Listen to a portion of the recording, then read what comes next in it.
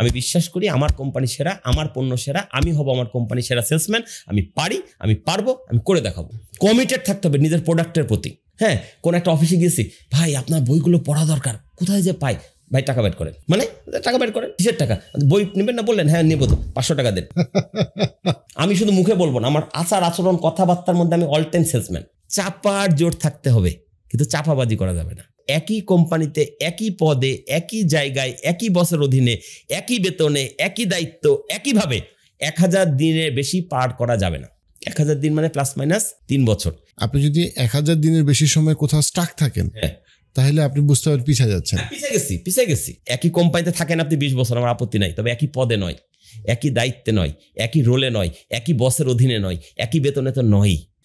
অনেকে রিজেকশন নিতে পারে। রিজেকশন বলে সেলসে কিছু নাই, লেগে থাকতে হবে ভাই। নো মানে নেক্সট অপরচুনিটি, নো মানে না না, আমরা না ধরে নিয়ে চলে আসি, ওখানে আরো বেশি সুযোগ। বিক্রি পরে সম্পর্ক হলে বিক্রি হবে।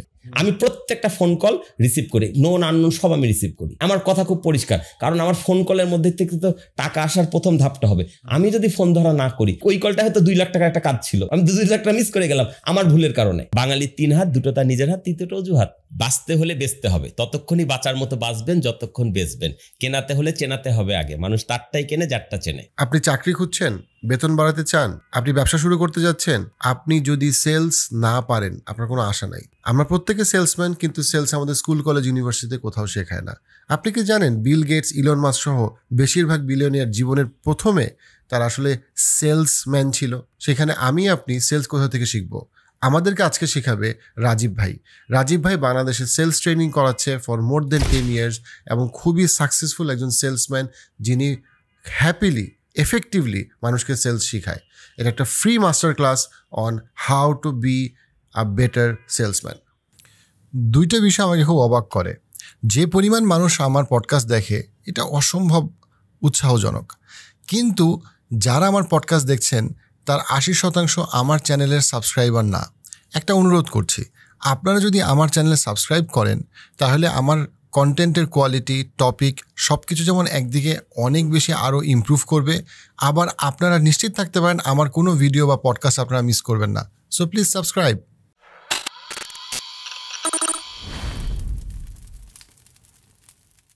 কেমন আছেন? বেশ ভালো আছি ভাইয়া, আপনার সাথে আজকে প্রথম সরাসরি দেখা এবং সেজন্য আরো বেশি ভালো লাগছে। আজকে আমাদের মূল যে জিনিসটা আপনার কাছ থেকে আমরা শিখবো, আপনার দীর্ঘ অভিজ্ঞতা একজন সেলস কর্মকর্তা হিসেবে, তারপরে আরো দীর্ঘ অভিজ্ঞতা সেলসের প্রশিক্ষক হিসেবে। আমাদের দেশে এখন আজকে বিশাল একটা সংখ্যক যুবক বেকার, অথবা এমন একটা সংখ্যা যারা আসলে তাদের স্যালারি খুবই কম, যেটা নিয়ে তারা ফ্রাস্ট্রেটেড, কারণ তারা চাকরি পাচ্ছেও না, এক্সিস্টিং কোম্পানিতে আরো বেটার ভ্যালু অ্যাড করতে পারছে। প্রত্যেকটা মানুষই আমরা সেলসম্যান, কিন্তু আমরা সেলস আসলে আমাদেরকে আমাদের স্কুল কলেজ ইউনিভার্সিটি আমাদেরকে শিখায় না। কিন্তু এটা না শিখলে তো আমরা ক্যারিয়ারে আগাইতে পারছি না। আমরা যদি বেসিক জায়গা থেকে শুরু করি, যে কেন মানুষ যখন চিন্তা করে আমি আয় বাড়াবো, বেতন বাড়াবো, ব্যবসা বাড়াবো, একটা স্টুডেন্ট বা যে কেউ, তার আদৌ সেলস বোঝার দরকারটা কি? আপনি খুব চমৎকার একটা প্রশ্ন করেছেন, বা আমি বলবো যে আপনি একদম সমস্যার গোড়ায় হাত দিয়েছেন। ওই যে কথাটা আপনি বলছিলেন, আপনার কথা দিয়ে আমি শুরু করি, সেটা হচ্ছে আমরা প্রত্যেকটা মানুষই জন্মগতভাবে সেলসম্যান। বাচ্চা না কাঁদলে মাও দুধ দেয় না। সো আমাদেরকে বাঁচতে হলে বেচতে হবে, ততক্ষণই বাঁচার মতো বাঁচবেন যতক্ষণ বেচবেন। কেনাতে হলে চেনাতে হবে আগে, মানুষ তারটাই কেনে যারটা চেনে। এই দুনিয়া যোগ্যতমের টিকে থাকার জায়গা। যে প্রশ্নটা করলেন সেলস কেন শিখতেই হবে, কারণ সেলস না শিখলে আপনি নিজেকে টিকিয়ে রাখতে পারবেন না, আপনি ঝরে যাবেন, বা আপনি এভারেজ গড়পড়তা মানুষ হিসেবে দুনিয়া থেকে বিদায় নিতে হবে। যদি অনেকের মাঝে আপনি নিজেকে আলাদাভাবে প্রতিষ্ঠিত করতে না পারেন, তাহলে আপনি পরিগণিত, কেউ একজন বলে পরিগণিত হবেন না। এই পরিগণিত হওয়ার না হওয়ার পার্থক্যটা হচ্ছে সেলস বোঝার না বোঝা। আমি বলি সবার আগে নিজেকে সেল করতে হবে বিফোর সেলিং এর প্রোডাক্ট আর সার্ভিসেস। আমরা যাদেরকে সেলসম্যান মনে করি, যারা দোকানে গিয়ে পণ্য বিক্রি করে বা দোকানে দাঁড়িয়ে পণ্য বিক্রি করে বা সেবা দেয়, এরা সবাই সেলসম্যান। বাট সবার আগে you have to sell yourself first. নিজেকে সেল করতে হবে, এবং এই জিনিসটা আপনি মায়ের পেট থেকে অটোমেটিক শিখে আসবেন। আমরা যখন খেতে হবে কি করে, ঘুমাতে হবে কি করে, এগুলো মোটামুটি প্রাকৃতিকভাবে আমাদের ভিতরে দিয়ে দেওয়া হয় প্রত্যেকটা প্রাণীকুলের মধ্যে। এবং মানুষের চাইতে অন্য প্রাণীতে আরও বরং জন্মের পর থেকে সক্ষমতা বেশি দিয়ে তারা আগায়, মানুষকে বরং কিছু দুর্বলতার মধ্যে দিয়ে আল্লাহ তাআলা সর্বোচ্চ সফল করে তোলেন বা সক্ষম করে তোলেন। ঠিক আছে, সো আমাদেরকে সেলস শিখতেই হবে, বুঝতেই হবে, এবং সব কিছু একটা গ্রামার আছে। আপনার ইংরেজি ভাষা শেখার যদি গ্রামার থাকে, বাংলা ভাষা লেখার যদি গ্রামার থাকে, আপনার একটা বিল্ডিং তৈরি করার যদি একটা ইঞ্জিনিয়ার যদি একটা গ্রামার মেরে কোথায় কতটুকু ভার দিতে হবে, লোড দিতে হবে, ঠিক আছে, এই যে আপনি এখন ভিডিওটা রেকর্ড করছেন এটার একটা গ্রামার আছে, কি করতে হবে, কোথায় লাইটিং ফেলতে হবে, কোথায় শব্দ বাড়াতে হবে কমাতে হবে, ভিডিও এডিটিং করতে হবে, কখন কোন অ্যাঙ্গেলে কথাগুলো ধরতে হবে, এগুলো যদি সবই গ্রামার মেনে চলে তাহলে সেলস তো গ্রামার মেনে শিখতে হবে। মুশকিল হচ্ছে আমরা সবাই মনে করি যে আমরা সব শিখে ফেলছি এবং আমরা এটাকে শেখার চেষ্টা করি না। কোনো কিছুকে আপনি জানতেই পারেন, আপনি প্রাকৃতিকভাবে আপনার আশেপাশ থেকে সমাজ থেকে শিখতেই পারেন, কিন্তু সব কিছুকে প্রাতিষ্ঠানিকরণের একটা প্রয়োজন আছে বই কি। দিন শেষে প্রাতিষ্ঠানিকরণ ছাড়া আমরা কেউ বেশি দূর আগাতে পারবো না। আর এটা তো সৌভাগ্যের ব্যাপার যে আপনার চাইতে যিনি সিনিয়র বা আমার চাইতে যিনি সিনিয়র, যিনি আরও 10 বছর আগে সেলস পেশায় ছিল, বিক্রয় পেশায় ছিল, সক্রিয় সেলস পেশায়, তিনি এখন শেখাচ্ছেন, তার কাছ থেকে যদি আমি শিখে নিতে পারি তাহলে সে 10 বছর তার নিজের অভিজ্ঞতা দিয়ে যে ধারণা অর্জন করেছে, আমি তার কাছে তো 10 ঘন্টা ক্লাস করে তার নির্যাসটুকু নিয়ে আসতে পারি। ঠিক আছে, সো এইটা আমাদের শেখা উচিত, জানা উচিত, বোঝা উচিত। আর শুরুতে আপনি যে একটা কথা বলেছেন সেটা আমি একটুখানি কারেকশন করে দিতে চাই দর্শকদের উদ্দেশ্যে। আপনি বলেছেন রাজীব ভাই আজকে আপনাকে সেলস সম্পর্কে অনেক কিছু শিখবো। আমি একটা কথা আমার ট্রেনিংয়ের শুরুতে একদম ফ্ল্যাগ রেজ করি যে ভাই কোনো ট্রেনার বা কোনো বক্তা কোনো কিছু শেখাতে পারে না, আমরা পারি শুধুমাত্র জানাতে। জানা যোগ মেনে চলা সমান সমান শেখা। আমি চেষ্টা করতে পারি আমাদের সম্মানিত অডিয়েন্সদেরকে অনেক কিছু জানাতে, বাট শেখাতে পারবো না যদি তারা আমাদের কাছ থেকে জানা কথাগুলো তাদের মতো করে মেনে না চলে, অনুশীলন না করে। সো এখানে যারা এই ভিডিওটা দেখা শুরু করছেন, আমি শুরুতেই বলি আমরা হয়তো আমাদের অভিজ্ঞতার আলোকে, আমাদের বিগত দিনের মানে সঞ্চিত জ্ঞানের আলোকে অনেক দিক নির্দেশনা দেব, যেগুলো পালন করলে লাভ ছাড়া ক্ষতি হবে না। কিন্তু পালন না করে শুধু যদি এই পডকাস্টটা দেখে আপনি আপনার দায়িত্ব শেষ করে ফেলেন যে আমি দেখে ফেলছি, আমি একটা online certified trained by Rajib Ahmed, কোনো লাভ নাই, কোনো লাভ নাই, কোনো লাভ নেই, বরং অন্য কিছু দেখেন, সেখানে কিছু পেতে পারেন। আমার কাছে নাই, যতক্ষণ আমার জিনিসগুলো আপনি মেনে চলতে রাজি না হবেন।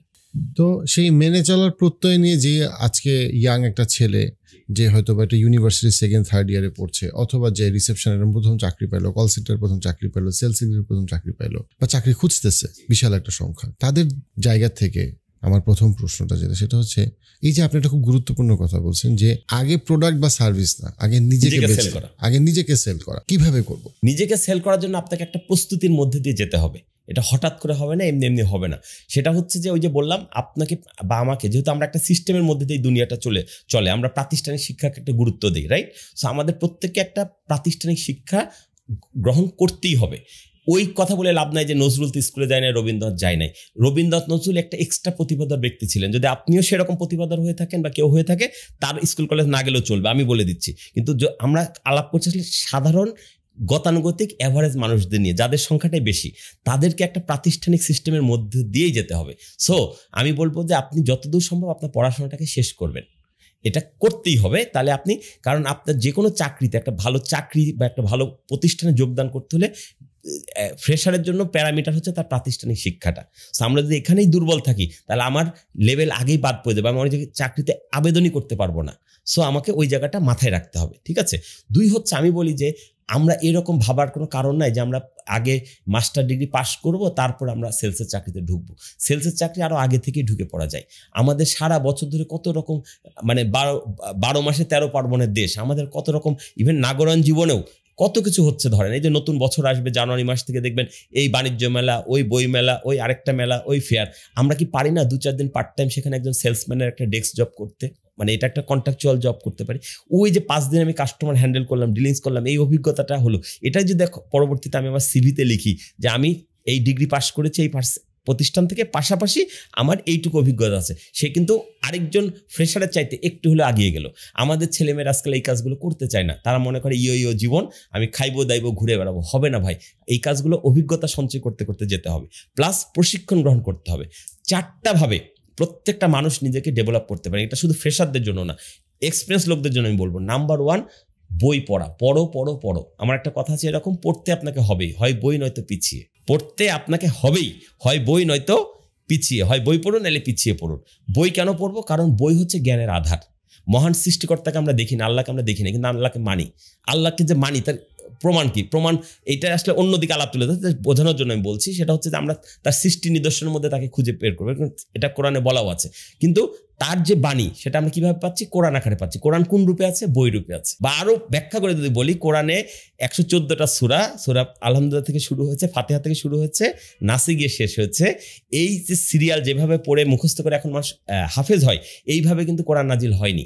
কোরআন আগে পরে নাজিল হয়েছে। প্রথমে আমরা জানি যে হেরা গুহায় প্রথম জিবরাইল আলাইহিস সালাম সুসংবাদ নিয়ে আসেন।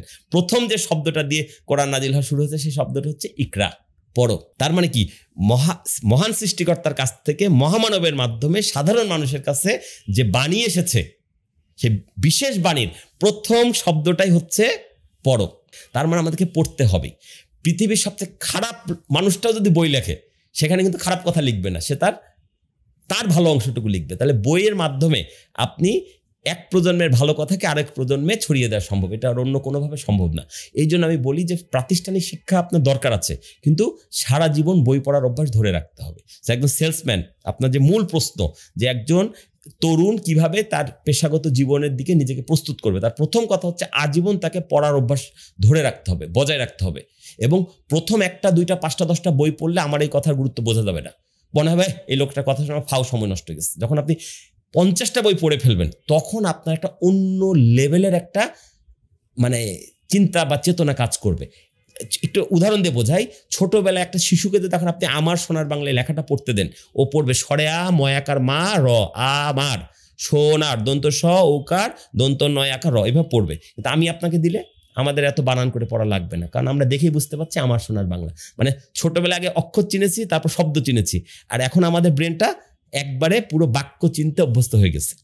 কেউ যদি 50টা বই পড়ে ফেলে, তখন তার ব্রেনটা শুধু বাক্য না, একটা প্যারাগ্রাফ চিনতে অভ্যস্ত হয়ে যাবে। সো এক পর্যায়ে আপনাকে এখন যে একটা বই পড়তে 3 দিন লাগে 5 দিন লাগে, তখন আপনার লাগবে না। তখন আপনাকে একটা বই নাড়া দিলে আপনি বইটা বুঝে ফেলবেন। কিন্তু ওই লেভেল পর্যন্ত যাওয়ার জন্য 50টা বই বা 100টা বইয়ের পড়ার যে সার্কেলটা, সেটা আপনাকে অতিক্রম করে ওই পর্যন্ত যেতে হবে। সো আমি প্রথম কথা বলি যে যারা চায় নিজেদেরকে গড়ে তুলতে, অনেকের মাঝে নিজেকে যোগ্যতম হিসেবে প্রমাণ করতে, সেটা সেলস পেশাতে হোক আর অন্য পেশাতে হোক, তাকে প্রথমত পড়ার অভ্যাস গড়ে তুলতে হবে। দ্বিতীয় কাজটা হচ্ছে তাকে নিয়মিত প্রশিক্ষণ গ্রহণ করতে হবে। প্রাতিষ্ঠানিক শিক্ষায় তাকে তত্ত্বীয় জ্ঞান দেওয়া হবে, ব্যবহারিক জ্ঞান দেওয়া হবে না। আমি আমার ইয়েতেই বলি, আমার পেশাগত সার্কেলের অংশ থেকে বলি যে আপনি যদি কোনো প্রতিষ্ঠানে পড়তে যান, উচ্চশিক্ষা প্রতিষ্ঠানে, বাংলাদেশ না পৃথিবীর যে কোনো জায়গায়, সেলস সাবজেক্ট বলে কোনো সাবজেক্ট নাই, আছে মার্কেটিং। এবং সেলস হচ্ছে মার্কেটিংয়ের একটা অংশ, প্র্যাকটিক্যাল অংশ। সেলস ছাড়া মার্কেটিং হবে না, কিন্তু এটা মার্কেটিংয়ের একটা খণ্ড বিশেষ, রাইট? আপনি যখন মার্কেটিংয়ে অনার্স করবেন, মাস্টার্স করবেন, তখন আপনাকে মার্কেটিংয়ের যাবতীয় তত্ত্বীয় জ্ঞান দেওয়া হবে। ওই জ্ঞান নেওয়াটা দরকার আছে, কিন্তু ওই জ্ঞান দিয়ে আপনি ব্যবসা করতে পারবেন, ওই জ্ঞান দিয়ে আপনি সেলসের চাকরি করতে পারবেন না। কেন? এটা পুরোটাই ব্যবহারিক জীবনে কাজ করে। তাহলে আমাকে কি করতে হবে? যদি আমি একজন ভালো মার্কেটিয়ার হতে চাই, আমার যদি সুযোগ থাকে, সৌভাগ্য থাকে, যোগ্যতা থাকে, আমি কোনো ভালো প্রতিষ্ঠান থেকে, শিক্ষা প্রতিষ্ঠান থেকে মার্কেটিংয়ে পড়াশোনা করব। এর পাশাপাশি যারা সেলসে চাকরি করে এবং প্রশিক্ষণ প্রদান করে, তাদের কাছে আমি যাব। তাদের কাছে কিছু প্র্যাকটিক্যাল নলেজ থাকবে, যেটা না জানলে আপনি ডিগ্রি পাবেন, কিন্তু আপনি বাস্তব জীবনে চলতে পারবেন না। সো ওইটারও দরকার আছে, এইটারও দরকার আছে। যার দুইটা সে একসাথে করবে, সে জীবনে এগিয়ে যাবে। আমি বলি একটা বই মানুষের জীবন চেঞ্জ করে দিতে পারে, হয়তো কোনো বই, কিন্তু একজন প্রশিক্ষকের কাছে গেলে কমপক্ষে একদিন ট্রেনিং করলে কমপক্ষে 10টা বইয়ের জ্ঞান পাওয়া যায়। কারণ প্রশিক্ষক হিসেবে যেই দাঁড়াক, সে কিন্তু হঠাৎ করে দাঁড়ায় না, সে তার দীর্ঘ অভিজ্ঞতার আলোকে অনেক পড়াশোনা করে জেনে বুঝে মূল জিনিসটাকে তুলে ধরে। আপনি একটা বই পড়ে যেটুকু শিখতে পারবেন, আপনি যদি একদিন একটা প্রশিক্ষণে অংশগ্রহণ করেন, অন্তত 10টা বইয়ের সমান জ্ঞান আপনি একদিনে নিতে পারেন। আর যে বিষয়ে আপনি ক্যারিয়ার করতে চাচ্ছেন, যে বিষয়ে আপনার ন্যাক আছে, ওই বিষয়টাকে আর একটু সুন্দরভাবে শেখার জন্য ওই লাইনে আমাদের চাইতে যারা জ্ঞানী বা আমাদের চাইতে যারা সিনিয়র, তাদের সান্নিধ্যে যাওয়ার প্রয়োজন আছে বই কি। তৃতীয় যে জিনিসটা আমাদেরকে ডেভেলপ করতে পারে, সেটা হচ্ছে ঘোরাঘুরি বা দেশ ভ্রমণ। আমি বলি প্রত্যেকটা মানুষের উচিত তাকে ঘোরাঘুরি করা। ঘোরাঘুরি বলতে আমি বোঝাচ্ছি যে শহরে তার জন্ম বা যে জেলায় তার জন্ম, বাংলাদেশের প্রেক্ষাপটে বলছি, আর যে জেলায় বা যে স্থানে সে থাকে, এই দুটোর বাইরে অন্য একটা জায়গায় ঘুরে বেড়ানো। সারা বছরের মধ্যে দেশের মধ্যে বাংলাদেশের 64টা জেলায় ভাই 64 রকম কালচার। আমরা তরুণ প্রজন্মকে এটা একটা সহজ বুদ্ধি হতে পারে। ছাত্র জীবনে ভাই তোমার টার্গেট হচ্ছে মানে 64 জেলা এক্সপার্ট বলতে বোঝাতে চাচ্ছি যে তুমি 64 জেলায় একবার করে এক রাত ঘুমাইছো, এই রেকর্ড যে করতে পারবে, সে সেলসের চাকরিতে ভালো করবে। লিখে নেন আপনি আমার কাছে। কেন? সে বাংলাদেশটা চেনে। সে যদি একটা পড়াশোনা শেষ করে একটা কোম্পানিতে আবেদনও করে, সে আবেদনের যদি সে সিভির মধ্যে লিখে রাখে তার শিক্ষাগত যোগ্যতা নিচে যে আমি এই ছাত্র জীবনের মধ্যে 64টা জেলায় এক রাত করে থাকার একটা মানে রেকর্ড অর্জন করেছি, ওই কারণে একটা চাকরি হতে পারে। কারণ সেলসের লোক চাকরি হচ্ছে ঘোরাঘুরির চাকরি, সেলসম্যানের পায়ে পায়ে টাকা, মুখে মুখে টাকা। তো যখন ওই নিয়োগকর্তা দেখবে যে এই ছেলেটা বাংলাদেশের সব জেলা একবার করে চিনছে, এই জেলার ভৌগোলিক এলাকা সময় তার পরিষ্কার নলেজ আছে, ডেফিনেটলি আরেকটা ছেলে হয়তো সিজিপিএ 2 পয়েন্ট বেশি, কিন্তু সে ঢাকা শহরের ছেলে, ঢাকাতে জন্ম, ঢাকাতেই বেড়ে ওঠা, ঢাকা ভার্সিটিতেই পড়েছে, এর বাইরে সে কোথাও যায়নি, ডেফিনেটলি ওই 64 জেলা ঘুরে আসা ছেলেটা চাকরিটা পেয়ে যাওয়ার সম্ভাবনা বেশি। বেশি না, ওই পাবে। আমি একদম চ্যালেঞ্জ দিয়ে বললাম, যদি সে জিনিসটাকে ফুটিয়ে তুলতে পারে। তাহলে ছাত্র জীবনে এটা একটা টার্গেট হতে পারে যে আমার যখনই সেমিস্টার গ্যাপ থাকবে আমি কোথাও না কোথাও ঘুরতে বেরিয়ে যাব বন্ধু বান্ধব সহ। আর তখনই তো তার অল্প টাকায় ঘোরার সময়, অল্প টাকায় ঘুরবে। তাকে তো হাই-ফাই 5 স্টার হোটেলে থাকতে বলে নাই, সে সবচেয়ে সস্তা বাসটায় যাবে, সবচেয়ে সস্তা হোটেলে এক রাত কাটিয়ে আসবে, বা হোটেলও নেবে না, হয়তো সাগর পাড়েই কাঁথা পেরে একটা কাগজ পেরে বা একটা কম্বল পেরে একটা ঘুমাবে, তাবু বাস করবে। এই ধরনের অভিজ্ঞতা হওয়া উচিত মানুষের জীবনে। আমাদের তুলুতুলু করলে আমরা জীবন চলবে না ভাই, জীবন অত সহজ না। জীবনটাকে মানে কষ্ট দিয়ে নিজেকে তার জন্য অভ্যস্ত করে তুলতে হবে। চতুর্থ যে, আর এটা হলো দেশের ভিতরে, আর যদি সুযোগ থাকে দেশের বাইরেও ঘুরে আসা যেতে পারে। একদম আশেপাশের দেশগুলোতে খুব বেশি টাকা খরচ হয় না ভাই, এবং এমনও আছে যে বাংলাদেশের কিছু জায়গায় যাওয়া এত কস্টলি, এর চাইতে পার্শ্ববর্তী দেশে যাওয়া সহজ। তো ঘুরে আসো না, বলে কি লাভ হবে ভাই? ঘুরে আসবেন এই কারণে, একটা দেশে যখন আরেক দেশে যান মানুষ, তখন তার মধ্যে এক ধরনের চ্যালেঞ্জ দিতে হয়। প্রথম কথা, তাকে পাসপোর্ট বানাতে হবে, পাসপোর্ট বানানোর একটা প্যারা। হ্যাঁ, আমি তো মাঝে মাঝে এইভাবে বলি যে বাংলাদেশে যদি কোনো মানুষের জন্ম সনদ, পাসপোর্ট, এনআইডি, নিজের নাম, বাপের নাম, মায়ের নাম বানান হুবহু ঠিক থাকে, সেই বাংলাদেশের সবচেয়ে সুখী লোক। যদি কোনো কারণে এখানে একটা দাড়ি কমার গ্যাপ থাকে ভাই, সে বুঝে নিচ্ছে আমার এই কথার কি মূল্য। যারা হয়নি, ভেজালে পড়ে না, তারা আমার এই কথার মূল্য বুঝবে না। ঠিক আছে, আমাদের জীবনের মানে আমাদের দেশ তো আসলে এগুলো আবার আত্মসমালোচনা হয়ে যাচ্ছে যে আমরা ডিজিটালাইজেশন বলেছি, কিন্তু অনেক জায়গায় আমরা এমন এমন নিয়ম তৈরি করে রেখেছি, তাতে আমাদের নিজেরাই আমাদেরকে হয়রানির শিকার হচ্ছি। ঠিক আছে, যাই হোক, সেটা মানে রাষ্ট্র যারা পরিচালনা করে নিশ্চয়ই তারা দেখবে, আমার ওই দিকে কথা নেই। আমি যেটা বলতে চাচ্ছি, এই যে আপনি পাসপোর্ট, এনআইডি এগুলো এক সিমিলার রাখতে পারলেন, এটা এক ধরনের ট্রেনিং, এটা এক ধরনের লার্নিং প্রসেস। বা কোনো একটা ভুল হয়েছে, সেই ভুল সংশোধন করার জন্য আপনাকে যা যা করতে হচ্ছে, এটা আপনার জীবনে আরও বড় ট্রেনিং। তারপর আপনি ভিসা করার জন্য আপনি যে দেশে যান না কেন, ওই দেশের কিছু ক্রাইটেরিয়া আছে, ওই রকমভাবে আপনাকে কাগজপত্র ডকুমেন্টস সাজাতে হবে, এটা একটা ট্রেনিং। তারপর আপনি নির্ধারিত দিনে ভিসা পাইলেন, সেই দেশে যাওয়ার টিকিট কাটলেন, সেটা বাসে যান, ট্রেনে যান, বিমানে যান, তার একটা কস্ট এবং তার টাইমিং।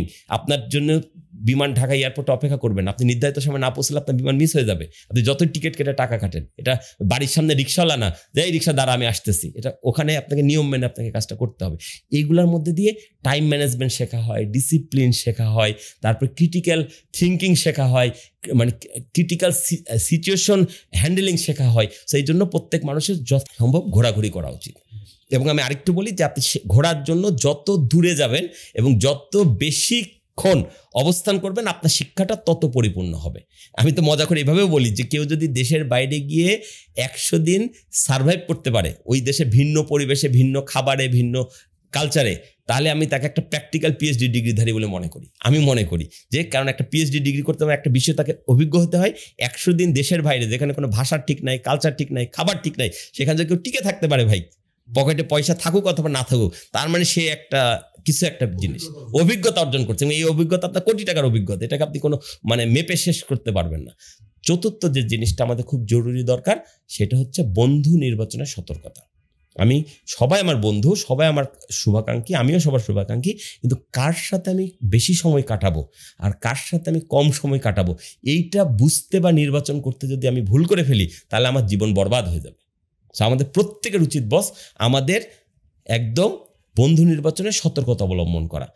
কেন প্রয়োজন? কারণ আমার বন্ধুরা আমাকে গড়ে তুলতে পারে। আমি ওই যে ওখান থেকে শুরু করেছি, আবার সেখানে ফেরত যাই। একটা বই পড়লে, একটা বই মানুষকে জীবন বদলে দিতে পারে, কারো কারো ক্ষেত্রে হয়েছে এমন ঘটনা, কিন্তু একটা বই পড়লে একটা বইয়ের অর্জিত জ্ঞান হয়। যদি আপনি একটা একদিনের প্রশিক্ষণে অংশগ্রহণ করেন, সে যেই প্রশিক্ষক হোক না কেন, আপনার 10টা বই পড়ার সমান জ্ঞান অর্জনের মতো একটা ব্যাপার হয়। মতো এটা কম বেশি হতে পারে, ঠিক আছে। কেউ যদি একটা জায়গায় ঘুরতে যায়, সেটা যদি দেশের ভিতরে হয়, আমি বলবো সেটা মোটামুটি 50টা বই পড়ার সমান একটা অভিজ্ঞতা হয়। যদি এটা দেশের বাইরে হয় তাহলে একটু বেশি হয়। আর কেউ যদি একজন সঠিক বন্ধু নির্বাচন করে তার সাথে সার্বক্ষণিক থাকতে পারে, সেটা 100টা বই পড়ার মিনিমাম উপকার হয়, ম্যাক্সিমামের লিমিটলেস। ঠিক আছে, আমরা ওই যে একটা কথা আছে না যে 5 জন কোটিপতির সাথে যদি তুমি মিশতে পারো তাহলে তুমি হবা 6 নম্বর কোটিপতি, আবার তুমি যদি 5 জন খারাপ মন্দ লোকের সাথে মেশো তাহলে তুমি হবা যারা সবচেয়ে মন্দ লোক, তাহলে তুমি হবা 6 নম্বর সবচেয়ে মন্দ লোক। তো আমাদের বন্ধু নির্বাচনটা খুব সঠিক হতে হবে। এই কথাগুলো আমি বলছি যে তরুণ প্রজন্ম এই জায়গাগুলোকে ভুল করে ফেলে। অনেক সময় আবেগে তারা মানে সঠিক বন্ধু নির্বাচন করতে পারে না, সঠিক ঘোরাঘুরিতে তারা আলসেমি প্রকাশ করে, তারা হচ্ছে প্রশিক্ষণ গ্রহণকে মনে করে বাড়তি খরচ বা অহেতুক সময় নষ্ট। কি দরকার একটা লোকের টাকা দিয়ে কথা শোনাচ্ছে, তো আমি ঘরে বসে থাকি গা, ঘুমাই থাকি গা, ঘুমাইলেও শান্তি। আর বই পড়া তো আজকাল ভুলেই গেছে। বাট আমি আবারও বলতে চাচ্ছি, দুনিয়ার যতই ডিজিটাল হোক না কেন বস, আমরা ডিজিটাল মাধ্যমে এখন কথা বলছি, কিন্তু দিন শেষে আমাদেরকে অবশ্যই অবশ্যই অবশ্যই আমাদেরকে অ্যানালগ জীবনযাপন করতে হবে, কারণ মানুষ নিজেই অ্যানালগ প্রাণী।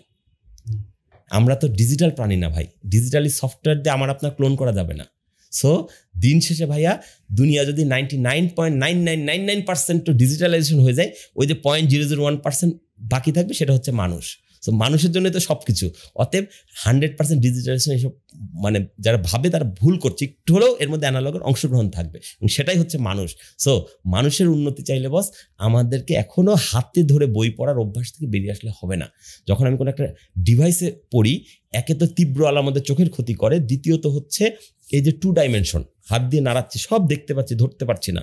হ্যাঁ, এইটা যতটুকু ব্রেন মেমোরাইজ করে, যখন একটা ছাপার অক্ষরে বই হাতে নিয়ে ওজনটা ধরছি বা নতুন বইয়ের গন্ধ আমার নাকে যাচ্ছে, তখন এটা ব্রেন বেশি দিন মনে রাখে। এই জন্য আমি সবাইকে রিকোয়েস্ট করব যে আপনি সামাজিক যোগাযোগ মাধ্যমে যতই ব্যস্ত সময় পার করেন না কেন, দিনের কিছুটা একটা অংশ বের করে নিয়ে ওই আগেকার আমলের মতো পড়ার অভ্যাসটাকে ধরে রাখেন, এবং একটা হাতে ধরা বই যেন সেটাই আপনাকে অনেক বেশি মেমোরাইজ করবে। সারাদিন আপনি ডিভাইস থেকে যতটুকু শিখবেন, 1 ঘন্টা একটা হাতে নিয়ে বই পড়লে এর চাইতে বেশি শিখতে পারবেন এবং বেশি মেমোরাইজ করতে পারবেন বলে আমি বিশ্বাস করি, এটা আমার জীবনে সত্য হয়েছে। তো আপনার এক প্রশ্নের আসলে অনেক লম্বা উত্তর দিয়ে ফেললাম, যে একজন মানুষ যদি তাকে পর্যায়ক্রমে গড়ে তোলে, এবং এটা কিন্তু একদিনের প্রসেস, কন্টিনিউয়াস প্রসেস। আমি কিন্তু শুরুতে বলেছি, আবার স্মরণ করে দিচ্ছি, আমি বলেছি যে আমার কাউকে শেখানোর কোনো ক্ষমতা নাই, যোগ্যতা নাই। আমার আছে কিছু জিনিস আমার অভিজ্ঞতাকে জানাতে। আমি যে 4টা পয়েন্ট বললাম, এটা আমার 22 বছরের অভিজ্ঞতার একটা নির্যাস আমি তুলে ধরলাম। আমি কোনো কারো বই থেকে কপি করে কথাগুলো বললাম না, বা কারোর কাছ থেকে কারো থিওরি হুবহু কপি করি নাই। আমার মনে হয়েছে যে একটা মানুষের উন্নতির জন্য কি কি দরকার, আমি এরকম আরো 20টা পয়েন্ট বলতে পারবো, কিন্তু টপ 4 হচ্ছে 4টা জিনিস। নিয়মিত পড়াশোনা করো, নিয়মিত সুযোগ পেলে প্রশিক্ষণ গ্রহণ করো, দেশ বিদেশে ঘুরে বেড়াও সাধ্যের মধ্যে, এবং চতুর্থত হচ্ছে বন্ধু নির্বাচনে সতর্ক হও। কেউ যদি 4টা কাজ ঠিক মতো করতে পারে, তার জীবনের উন্নতি কেউ ঠেকাতে পারবে না। এখন পর্যন্ত যারা দুনিয়া জুড়ে সফল মানুষ, সেরা মানুষ, মহৎ মানুষ, তাদের ক্ষেত্রে আপনি 4টা গুণ অবশ্যই পাবেন। চমৎকার। আমরা যখন প্রথম চাকরি খুঁজতে যাই, অথবা প্রথম বেতন বাড়ানোর জন্য আমার লাইন ম্যানেজারকে রিকোয়েস্ট করব বা HR ম্যানেজারকে রিকোয়েস্ট করব, এই যে জায়গাটায় আমরা যদি পার্টিকুলারলি ইন্টারভিউতে বলি, ইন্টারভিউতে একরকম আমার নিজেকে বিক্রি করতে হবে। আমরা কিছু শুধু মানে থিওরিটিক্যাল CV বানানো বা এই চিন্তাটা করি, কিন্তু আমার নিজেকে আমি যে বিক্রি করার প্রস্তুতিটা নিই না। হঠাৎ করে যখন আমাকে প্রশ্ন করে যে তুমি নিজেকে কোথায় দেখতে চাও, অথবা তুমি কিভাবে এই কোম্পানিতে ভ্যালু অ্যাড করবা, এই প্রশ্নগুলা আমাদের কাছে আমাদের আকাশ থেকে পড়ার মতো একটা অবস্থা তৈরি হয়। তো এই ধরনের প্রশ্ন, এটা তো শুধু একটা উদাহরণ দিলাম আর কি। সেই ক্ষেত্রে একজন কিভাবে নিজেকে প্রস্তুত করতে পারে? এটাই তো আমি বললাম, আপনি খুব একদম সঠিক জায়গায় প্রশ্নটা করেছেন। আমরা প্রস্তুতি গ্রহণ ছাড়াই আমাদের যোগ্যতার অতিরিক্ত চাকরি পেতে চাই। ওই যে বললাম, কেনাতে হলে চেনাতে হবে আগে। আপনি নিজেকে কত টাকার কর্মী চিন্তা করেন, করতেই পারেন, যে কোনো টাকার চিন্তা করতে পারেন। ওইটার উপযুক্ত কি নিজেকে গড়ে তুলতে পারছেন, বা আপনি ওইটা ইন্টারভিউ বোর্ডে প্রমাণ করতে পারছেন? যদি পারেন আপনি ওইটা পাবেন, কিন্তু আমরা অধিকাংশ সময় ব্যর্থ হয়। আমরা প্রস্তুতি গ্রহণ করি না, আমরা ডাক পেলে দৌড়াতে দৌড়াতে চলে যাই। আমি তো একটা প্রসেসের মধ্যে দিয়ে যাওয়ার কথা বলি। এই জন্য বলি যে প্রশিক্ষকের কাছে গেলে বা কোনো পেশাদার লোকের কাছে গেলে তাকে গাইডগুলো করতে পারে। এটা আবার কোনো ইউনিভার্সিটি শিক্ষক করতে পারবে না। তাদের প্রতি শ্রদ্ধা রেখে বলছি, তারা তাকে তত্ত্বীয় জ্ঞান দিতে পারবে মার্কেটিংয়ের, কিন্তু মার্কেটিংয়ের চাকরি পাওয়ার কৌশল শিখতে হলে ইউনিভার্সিটি টিচারের চাইতে, যিনি মার্কেটিংয়ের চাকরি 10 বছর 20 বছর করে আসছে, সে ভালো একজন এই ব্যাপারে একজন গাইড হইতে পারে, একজন শিক্ষক হইতে পারে, প্রশিক্ষক হইতে পারে। ঠিক আছে, তো আমি কমন কিছু কথা বলি। যেমন অনেকেই আজকাল আমার কাছে চাকরি আবেদন করার পরে, চাকরি থেকে যদি ওই কোম্পানি থেকে সামহাউ তার CV বাছাইয়ের পরে সে ডাক পেয়েছে, আমাকে অ্যাডভান্স জানায় ফোন করে, ভাইয়া আমি অমুক কোম্পানি থেকে একটা ডাক পেয়েছি, একটা মার্কেটিং কোম্পানি, আমি এখানে এত তারিখে ইন্টারভিউ, আমি কি করবো বা আমার কি প্রস্তুতি নেওয়া উচিত। আমি তাদেরকে প্রথমত ধন্যবাদ জানাই যে তুমি অন্তত এটা ভেবেছো যে তোমার একজন কারো কাছ থেকে জানা দরকার। এখন আসলে তোমার কি করা লাগবে? প্রথম কাজ হচ্ছে আমরা অনেকে যে কোম্পানিতে আবেদন করেছি সেই কোম্পানি সম্পর্কে ন্যূনতম ধারণা ছাড়াই কোনো কারণে বিডি জবস একটা অ্যাড এসছে, ওটা দেখে ওখানে ক্লিক করে বসে আসছি, বা পেপারে একটা সার্কুলার এসছে ওখানে বসে ক্লিক করে বসে আসছি। কিন্তু আমার কথা হচ্ছে যখন তুমি ডাক পাবা তখন শুধু বসে থাকলে হবে না, ওই কোম্পানি সম্পর্কে খোঁজ খবর নেওয়া শুরু করতে হবে। ফর এক্সাম্পল আমি আপনাকে উদাহরণ দিয়ে বলি, কোন একটা কোম্পানি আমাকে বললো যে ভাই আমি উমুক সিমেন্ট কোম্পানি থেকে ডাক পেয়েছি। আমি তাকে প্রথমে যে অ্যাসাইনমেন্টটা দিয়েছি যে আপনার কয়দিন হাতে সময় আছে, কয়েছে 3 দিন। আমার চাই 3 দিন আপনার কাজ হচ্ছে আপনার বাড়ি কোথায়, অমুক জায়গায়, সে আশেপাশে সিমেন্টের দোকান আছে, কয় হ আছে, তো ওই দোকানে গিয়ে যেই সিমেন্টই বিক্রি করে ওই দোকানদারের সাথে বসে বসে কথা বলেন যে ভাই আমি সিমেন্ট কিনতে আসি নাই, যদি বাড়ি বানাই কোনদিন কিনবো আপাতত আমাকে তথ্য দেন, সিমেন্ট কোম্পানি কি সিমেন্ট বিক্রি করে, বাজারে এটার কেমন চলে, এটার দাম কত, আপনাদের একটা সিমেন্ট বিক্রি করে কত টাকা থাকে। আপনি রিটেলারের সাথে কথা বলেন, রিটেলারকে তারপর বলেন যে ভাই আপনি সিমেন্টটা কোথা থেকে আনেন, সে হয়তো বললো আমি একটা হোলসেল পার্টির কাছ থেকে আনি, তাহলে ভাই একটু হোলসেল পার্টির ঠিকানাটা দেন, এই আপনি হোলসেল পার্টির কাছে যান, তাকে একটু বলেন যে ভাই আপনি কত টাকা সিমেন্ট বেচেন, কয়টা কোম্পানির সিমেন্ট নিয়ে কাজ করেন, এইটা আপনি একটু বোঝার চেষ্টা করেন। তারপরে আপনি সেখানে বলেন যে ভাই এইসব জায়গায় আবার কোম্পানির কোনো অফিসার কর্মরত আছে, ওই রকম ওই ডিলারের কাছ থেকে বা রিটেলের কাছ থেকে ওই কোম্পানির অফিসারের আপনি ফোন নাম্বারটা একটু চান, চাইলে এটা দেবে, এটা তো গোপন কিছু না। তারপর সেই লোকটার সাথে খুঁজে বের করেন, তার সাথে দেখা করেন, করে তাকে বলেন যে ভাই আমি আপনার কোম্পানি থেকে ডাক পেয়েছি, বা হয়তো এটা অন্য কোম্পানি হতে পারে, তাহলে হয়তো ওইটা বললেন আমি সিমেন্ট কোম্পানিতে ডাক পেয়েছি, ভাই আমার কি ধরনের প্রস্তুতি নেওয়া দরকার।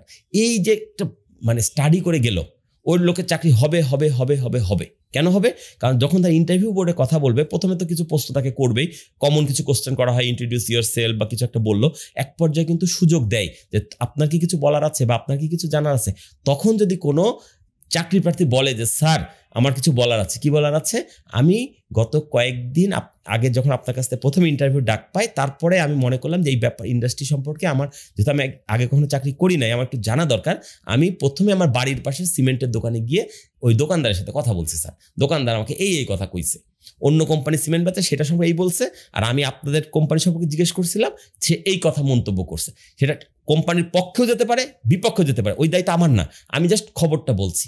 তারপরে স্যার আমি একজন হোলসেলারকে খুঁজে বের করছি, স্যার হোলসেলারের কাছে গিয়ে যখন আমি কথা বলছি, সে স্যার এই কথাগুলো বলছে, যা বলছে হুবহু, এখানে পক্ষে আসুক অথবা বিপক্ষে আসুক কোনো সমস্যা নেই, সত্যটা বলতে হবে স্যার। এরপরে আমি স্যার আরও 2টা সিমেন্ট কোম্পানির লোকের সাথে আমার দেখা হয়েছে স্যার, তাদের কাছ থেকে স্যার আমি এই তথ্য পাইছি, আমি স্যার এখন বুঝতে পারলাম স্যার সিমেন্ট ইন্ডাস্ট্রি স্যার এইরকম, এখানে স্যার এইভাবে কাজ হয় স্যার, এইভাবে চলে স্যার, এবং এইখানে স্যার যদি আমাকে নেওয়া হয় স্যার আমি এই কাজগুলো করে স্যার আমি স্যার বিক্রি বাড়াই ফেলতে পারবো। ভাই আমি আপনাকে নিশ্চিত দিলাম, এর যদি সিজিপি ওই দিন যারা ইন্টারভিউ দেবে তাদের মধ্যে সবচেয়ে কমও থাকে, এর ইউনিভার্সিটি বা কলেজ যদি সবচেয়ে র্যাঙ্কিংয়ের নিচের দিকের একটা কলেজও হয়, এর চাকরি আগে হবে, তারপর অন্যদের চাকরি হবে। আপনার কাছে লিখে নিতে পারেন।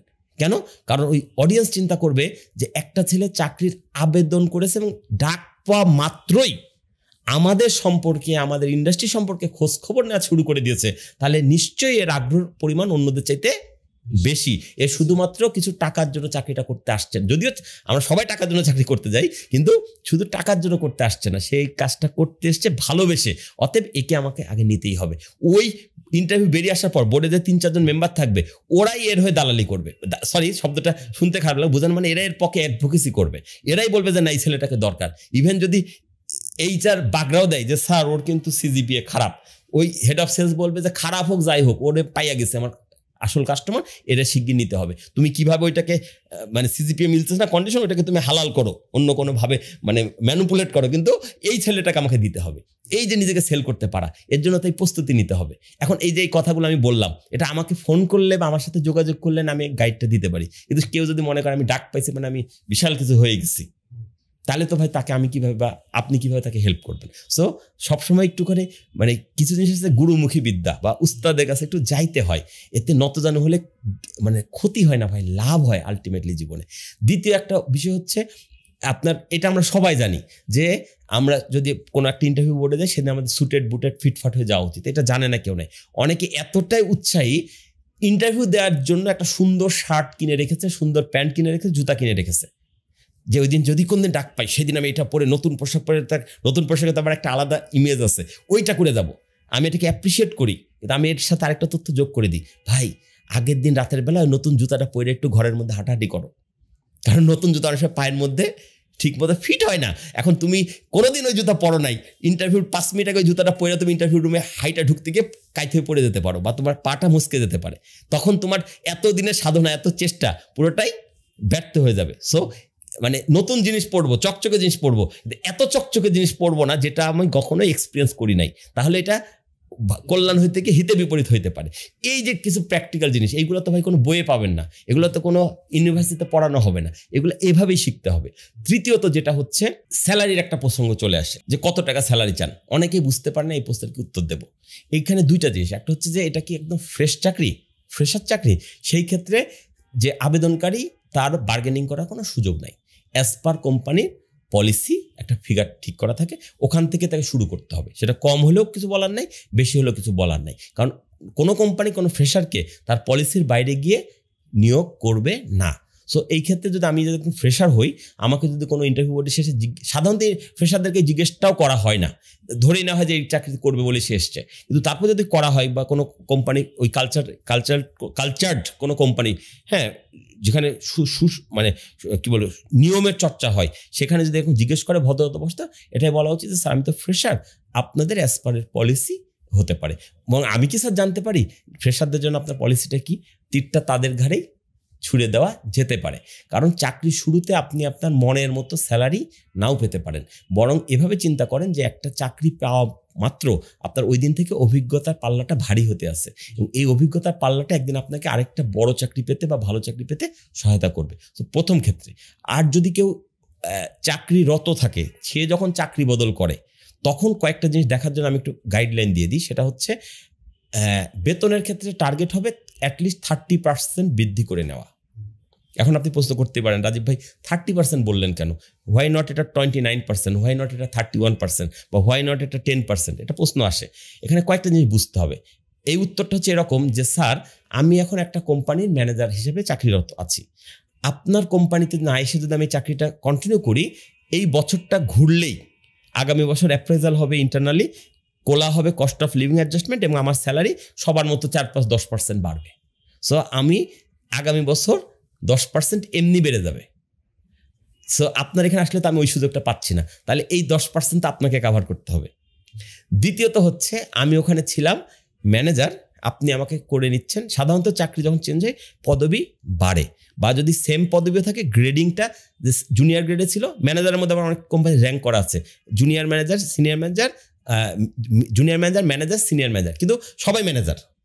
এই ব্যাখ্যাটা এইচআর এর খাতায় লেখা থাকে, এমনি সবাই জানে সবাই ম্যানেজার। তো আমি ওখানে জুনিয়র ম্যানেজার ছিলাম, এখানে আমি ম্যানেজারই আসছি কিন্তু সিনিয়র ম্যানেজার হয়েছি। তাহলে এই যে আমার একটু পদোন্নতি হলো বা একটু গ্রেডিং চেঞ্জ হলো, এর জন্য কিছু তো এক্সট্রা আমার মানে আমি ডিজার্ভ করি, এইভাবে 10% মিনিমাম।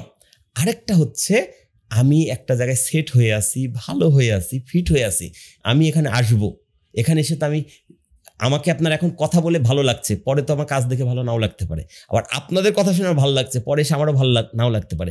একটা রিস্ক ফ্যাক্টরের মধ্যে আসছে, একটা ঝুঁকি নিচ্ছি, এই ঝুঁকি ভ্যালু 10%। তার মানে আমার স্যালারি 30% বাড়তে হবে এই কারণে। এই যে আমি আপনাকে ব্যাখ্যা করলাম, এই ব্যাখ্যাটা যদি কোনো চাকরি প্রার্থী সুন্দরভাবে বোর্ডে তার ভাষায় বলতে পারে, তার স্যালারি 30% না বাড়ুক 25% বাড়বে।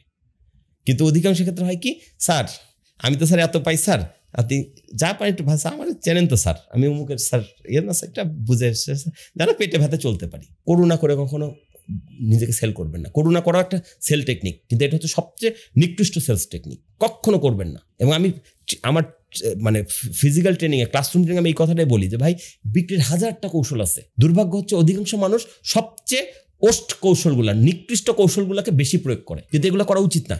করুণা করা, স্যার আজকে আমার কাছে এই প্রোডাক্টটা কেনেন স্যার, নাহলে স্যার আমার টার্গেট হচ্ছে না স্যার, স্যার না হলে স্যার আমার স্যার বেতন দেবে না স্যার, স্যার না হলে আমি স্যার এই মাসে বাচ্চা নিয়ে খাবো কি। এটা একটা সেলস টেকনিক, এভাবে করুণা করেও বিক্রি করা যায়, যেটা ভিখারিরা করে। এটা আমি করতে পারি না। বিক্রি করা অনেক স্ট্যান্ডার্ড আছে, আমি কাউকে ঠকাতে বলছি না। আমি একটা কথা বলি যে সেলসম্যানের চাপার জোর থাকতে হবে, কিন্তু চাপাবাজি করা যাবে না। কথাটা কাছাকাছি, কিন্তু দুইটা কিন্তু সম্পূর্ণ আলাদা। চাপার জোর থাকতে হবে মানে কনফিডেন্স থাকতে হবে, কিন্তু সেটাকে চাপাবাজিতে রূপ দেওয়া যাবে না, নিয়মের মধ্যে থাকতে হবে। আমি সেই বিক্রিকে নিরুৎসাহিত করি যেটার জন্য আমাকে নিয়মের বাইরে যেতে হবে, আমি করি। অনেকে আবার বলবে যে না বেচতে পারলেই হলো, আমি বলি না ভাই, অত বেচার দরকার নাই, তুমি নিয়মের বাইরে যেও না, কারণ নিয়মের বাইরে কি হয়তো তুমি বেচে ফেলতে পারবা, কিন্তু ওইখানে রিপিট সেল হবে না। কিছু মানুষকে সব সময়ের জন্য, সব মানুষকে কিছু সময়ের জন্য বোকা বানানো যায়, সবাইকে সব সময়ের জন্য বোকা বানানো যায় না। তো সেলসে আমরা যদি মানে কাউকে বোকা বানাই, কাউকে ঠকাই, আজকে আমি জিতে গেলাম কিন্তু আলটিমেটলি সারা জীবনের জন্য ওই কাস্টমারটাকে হারালাম। যত দিন যাবে ভাইয়া, যে কোনো কোম্পানির যে কোনো সেবা কোম্পানিগুলোর টার্গেট থেকে বিক্রির পরিমাণ আস্তে আস্তে বাড়ানো, কারণ এটা করতে হবে, নাইলে সে ডেড হয়ে যাবে, হারিয়ে যাবে। বাড়াতেই হবে, কেন? কারণ সময়ের সাথে তার খরচ বেড়ে যাচ্ছে, এক্সপেন্ডিচার বেড়ে যাচ্ছে, ওইটা কাভার আপ করে তার উপরে প্রফিট করতে হবে। অর্থাৎ বিক্রি বাড়াতেই হবে। বিক্রি বাড়ানোর একদম ব্যাকরণ কি, গ্রামার কি, থাম রুল কি? দুইটা। নাম্বার 1, পুরনো কাস্টমারের কাছে বেশি বেচো, নতুন কাস্টমার তৈরি করো, নিউ কাস্টমার ক্রিয়েট। বেসিক কথা, আপনি বাদাম বেচেন আর বিমান বেচেন, সেম এই ফর্মুলা। ওই যে এই জন্য বললাম যে সেলসে কিছু ব্যাকরণ আছে, এটা আপনি যে কোনো প্রোডাক্ট সার্ভিসের জন্য একই আইনে চলছে সারা পৃথিবী।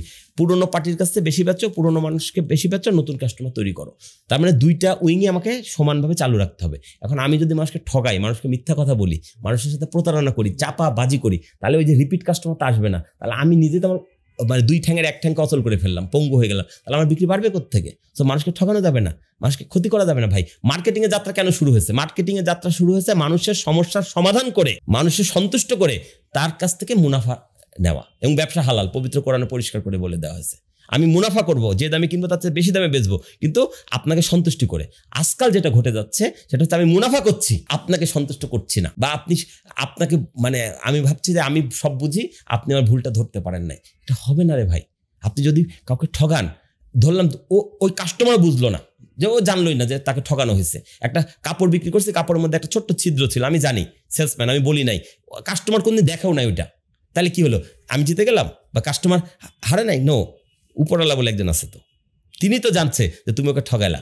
তোমার এটা ডিফল্টি প্রোডাক্ট, এটা তোমার 10 টাকা কমে বেচার কথা ছিল, ঘোষণা দিয়ে যে ভাই আমার প্রোডাক্ট একটা ছেঁড়া আছে, 10 টাকা দাম কম, কিন্তু এটা করলা না 10 টাকা বেশি নেওয়ার জন্য। ওই ব্যবসায় বরকত কমে যাবে, বরকত কমে যাবে। ওই ব্যবসা হবে না রে ভাই। মানুষকে ঠগায় হয় না ব্যবসা। ব্যবসা করার জন্য বা বিক্রি করার জন্য কতগুলো জিনিস আছে। মানুষকে খুশি করতে হবে, মানুষের নিডটাকে বুঝতে হবে এবং সেখানে হিট করতে হবে, তাহলে আমার বিক্রিটা হবে। তো যেখানে ছিলাম সেই আবার আগের কথায় ফেরত যায়, সেটা হচ্ছে আমাদেরকে সবসময় মাথায় রাখতে হবে যে ইন্টারভিউ বোর্ডে নিজেকে সেল করতে হবে এবং যুক্তি সহকারে সেল করতে হবে। এবং এই যে প্রিপারেশনগুলো নেওয়ার কথা আমি বলছি, এই প্রিপারেশনগুলো যদি কেউ কন্টিনিউয়াসলি নেয়, তাহলে সে অটোমেটিক্যালি তার চাকরি হবে, বেতনও বাড়বে, সব কিছু সে সমস্যাতে আগাবে। আরও কয়েকটা নীতি আমাদেরকে ফলো করতে হবে, সেটা হচ্ছে একই কোম্পানিতে, একই পদে, একই জায়গায়, একই বসের অধীনে, একই বেতনে, একই দায়িত্ব, একইভাবে 1000 দিনের বেশি পার করা যাবে না। 1000 দিন মানে +- 3 বছর। এই যে আমি পুরো কথাটা বললাম, এটাকে যদি এখন কেউ এডিট করে 3 ভাগ করে ফেলে, তাহলে কিন্তু কথাটা বিকৃত হয়ে যাবে। মনে হবে রাজীব ভাই বলেছে এক কোম্পানিতে 3 বছর বেশি থাকা যাবে না। আমি কিন্তু সেটা বলি নাই, আমি অনেকগুলো কন্ডিশন দিয়েছি। একই কোম্পানিতে থাকেন আপনি 20 বছর, আমার আপত্তি নাই, তবে একই পদে নয়, একই দায়িত্বে নয়, একই রোলে নয়, একই বসের অধীনে নয়, একই বেতনে তো নয়। তার মানে ক্রমাগত নিজেকে, আপনি যদি 1000 দিনের বেশি সময় কোথাও স্টাক থাকেন, তাহলে আপনি বুঝতে পারবেন পিছিয়ে যাচ্ছেন। পিছিয়ে গেছি। থেমে থাকার অপর নাম পিছিয়ে পড়া। আমি 3 বছর পার হয়ে গেছে, আমার বেতন বাড়ে নাই, আমার প্রমোশন হয় নাই। সবার প্রমোশন আমি বলছি না, কিন্তু আমার জব রোলও চেঞ্জ হয় নাই। আমি কুষ্টিয়ায় পোস্টিং ছিল, আমার কুষ্টিয়ায় রেখে দিয়েছে কোম্পানি, আমাকে কুমিল্লায় নেয়নি, কিচ্ছু চেঞ্জ হয়নি ভাইয়া। বেতনও বাড়লো না, প্রমোশন হলো না। আমি কুষ্টিয়ায় ছিলাম, 3 বছর পার হয়ে গেছে। আমারই দায়িত্ব আমার বসকে বলা, ম্যানেজমেন্টকে বলা যে স্যার, কুষ্টিয়ার মার্কেটে আমি অনেকদিন হলো কাজ করে ফেলছি, আমাকে এখন একটু, আমি তো মানে আরো ভালো করতে চাই, আমাকে একটা অন্য মার্কেটে দেন। এই যে চেয়ে নিচ্ছে, এটাই তার পরবর্তী বার প্রমোশনের কারণ হতে পারে। ম্যানেজমেন্ট যে ছেলেটা তো স্মার্ট আছে, ও তো গ্রো করতে চাই, আচ্ছা দেখি না কুমিল্লার মার্কেটে দিয়ে ও পারে কিনা। খারাপও হতে পারে রেজাল্ট, কিন্তু ভালো হওয়ার সম্ভাবনাই 99% হয়ে যায়, ভালো হয়ে যায়। ওর মধ্যে চেষ্টা আছে। আর যে পারে সে সব জায়গায় পারে, যে পারে না সে কোথাও পায় না। আমরা করি কি, সেলসের লোকজন শেকড় গজিয়ে ফেলি। আবার কিছু কন্ডিশন দিয়ে, ভাই কন্ডিশন দিয়ে কখনো ভালো চাকরি হয় না। আমি একটি চাকরি খুঁজছি, মাঝে মাঝে এরকম বিজ্ঞাপন দেখি ফেসবুকে বা বিভিন্ন গ্রুপে টুপে লেখে, আমাকে ঢাকার মধ্যে পোস্টিং দিতে হবে। তা এতই যদি তোমার ঢাকার মধ্যে, তোমার ব্যবসা তুমি করে নাও গা, তোমার অন্য কোম্পানি চাকরি করার ইয়ে কি আছে? কোনো কোম্পানি কখনো তার মানে চাকরি প্রার্থীর প্রয়োজনে চাকরি দেয় না, তার ওই কাজের প্রয়োজনে চাকরি দেয়। অর্থাৎ তার প্রায়োরিটি আগে। সে যদি মনে করে তোমাকে এই মুহূর্তে খাগড়াছড়ি পাঠানো দরকার, সেটাই করবে এবং মেনে নিতে হবে। এইটুকু না থাকলে তুমি চাকরি করতে আসিও না ভাই, তুমি অন্য কিছু করো গা। সো চাকরি করতে হলে বস চাকরির কিছু নিয়ম মেনে চলতে হবে, কোম্পানির প্রতি লয়াল থাকতে হবে। আমি বলি কি জানেন, প্রত্যেকটা সেলসম্যানের সকালবেলা উঠে একটা করা উচিত, শপথ বাক্য পাঠ করা উচিত, অটো সাজেশন দেওয়া উচিত নিজের অন্তরকে, কোম্পানিকে না। আরও সহজভাবে বলি, আমাদের ইসলাম ধর্মের পঞ্চস্তম্ভ ঈমান, নামাজ, রোজা, হজ, যাকাত। একটু খেয়াল করে দেখেন, ঈমানটা হচ্ছে বিশ্বাস, আমি বিশ্বাস করি আল্লাহ আছে, আমি বিশ্বাস করি, বিশ্বাসটুকুই কিন্তু একটা স্তম্ভ পাল হয়ে গেল। পরেরগুলা কিন্তু অনুশীলন। একটা কথা আছে এরকম, মানুষের শিক্ষার প্রমাণ ব্যবহারে, মানুষের ধর্মের প্রমাণ অনুশীলনে। আমাদের দেশে অধিকাংশ মানুষ আছে ঈমান আছে আমল নাই, অধিকাংশ না, একটা সার্টেন পার্সেন্টেজ যারা বিশ্বাস করে আল্লাহ আসছে, কিন্তু আল্লাহ যে বলছে তুমি বিশ্বাস করলে হবে না, নামাজ পড়তে হবে খবর নাই, রোজা রাখতে হবে খবর নাই, জাকাত দেওয়া, হজ তার পরের কথা রয়ে গেল। ঠিক আছে, আমি যদি সত্যি মুসলমান হয়ে থাকি তাহলে আমাকে অবশ্যই নামাজ পড়ে আমার মানে বিশ্বাসের প্রমাণ দিতে হবে, রাইট? তো যেটা আমি আসলে এটা বলার জন্য এই কথা বলি না, মূল কথা হচ্ছে ঈমান শুধু বিশ্বাস, কিন্তু নামাজ হচ্ছে অ্যাক্টিভিটি, নির্ধারিত সময়ে নির্ধারিত ভঙ্গিমায় আমাকে কিছু নিয়ম পালন করতে হবে। রোজা হচ্ছে নির্ধারিত সময় পর্যন্ত খাদ্য গ্রহণ থেকে বিরত থেকে ওই সময়টাকে মানে আল্লাহ মানে নিয়মের প্রতি শ্রদ্ধা জানানো। তৃতীয়টা হচ্ছে যা হজ করা, সেটা হচ্ছে একটা বছরের নির্ধারিত সময়ে মক্কাতে হজ, মূলত মদিনা সহ আমরা যে জিয়ারত করে আসি, এটা একটা হজের ফর্মালিটিস।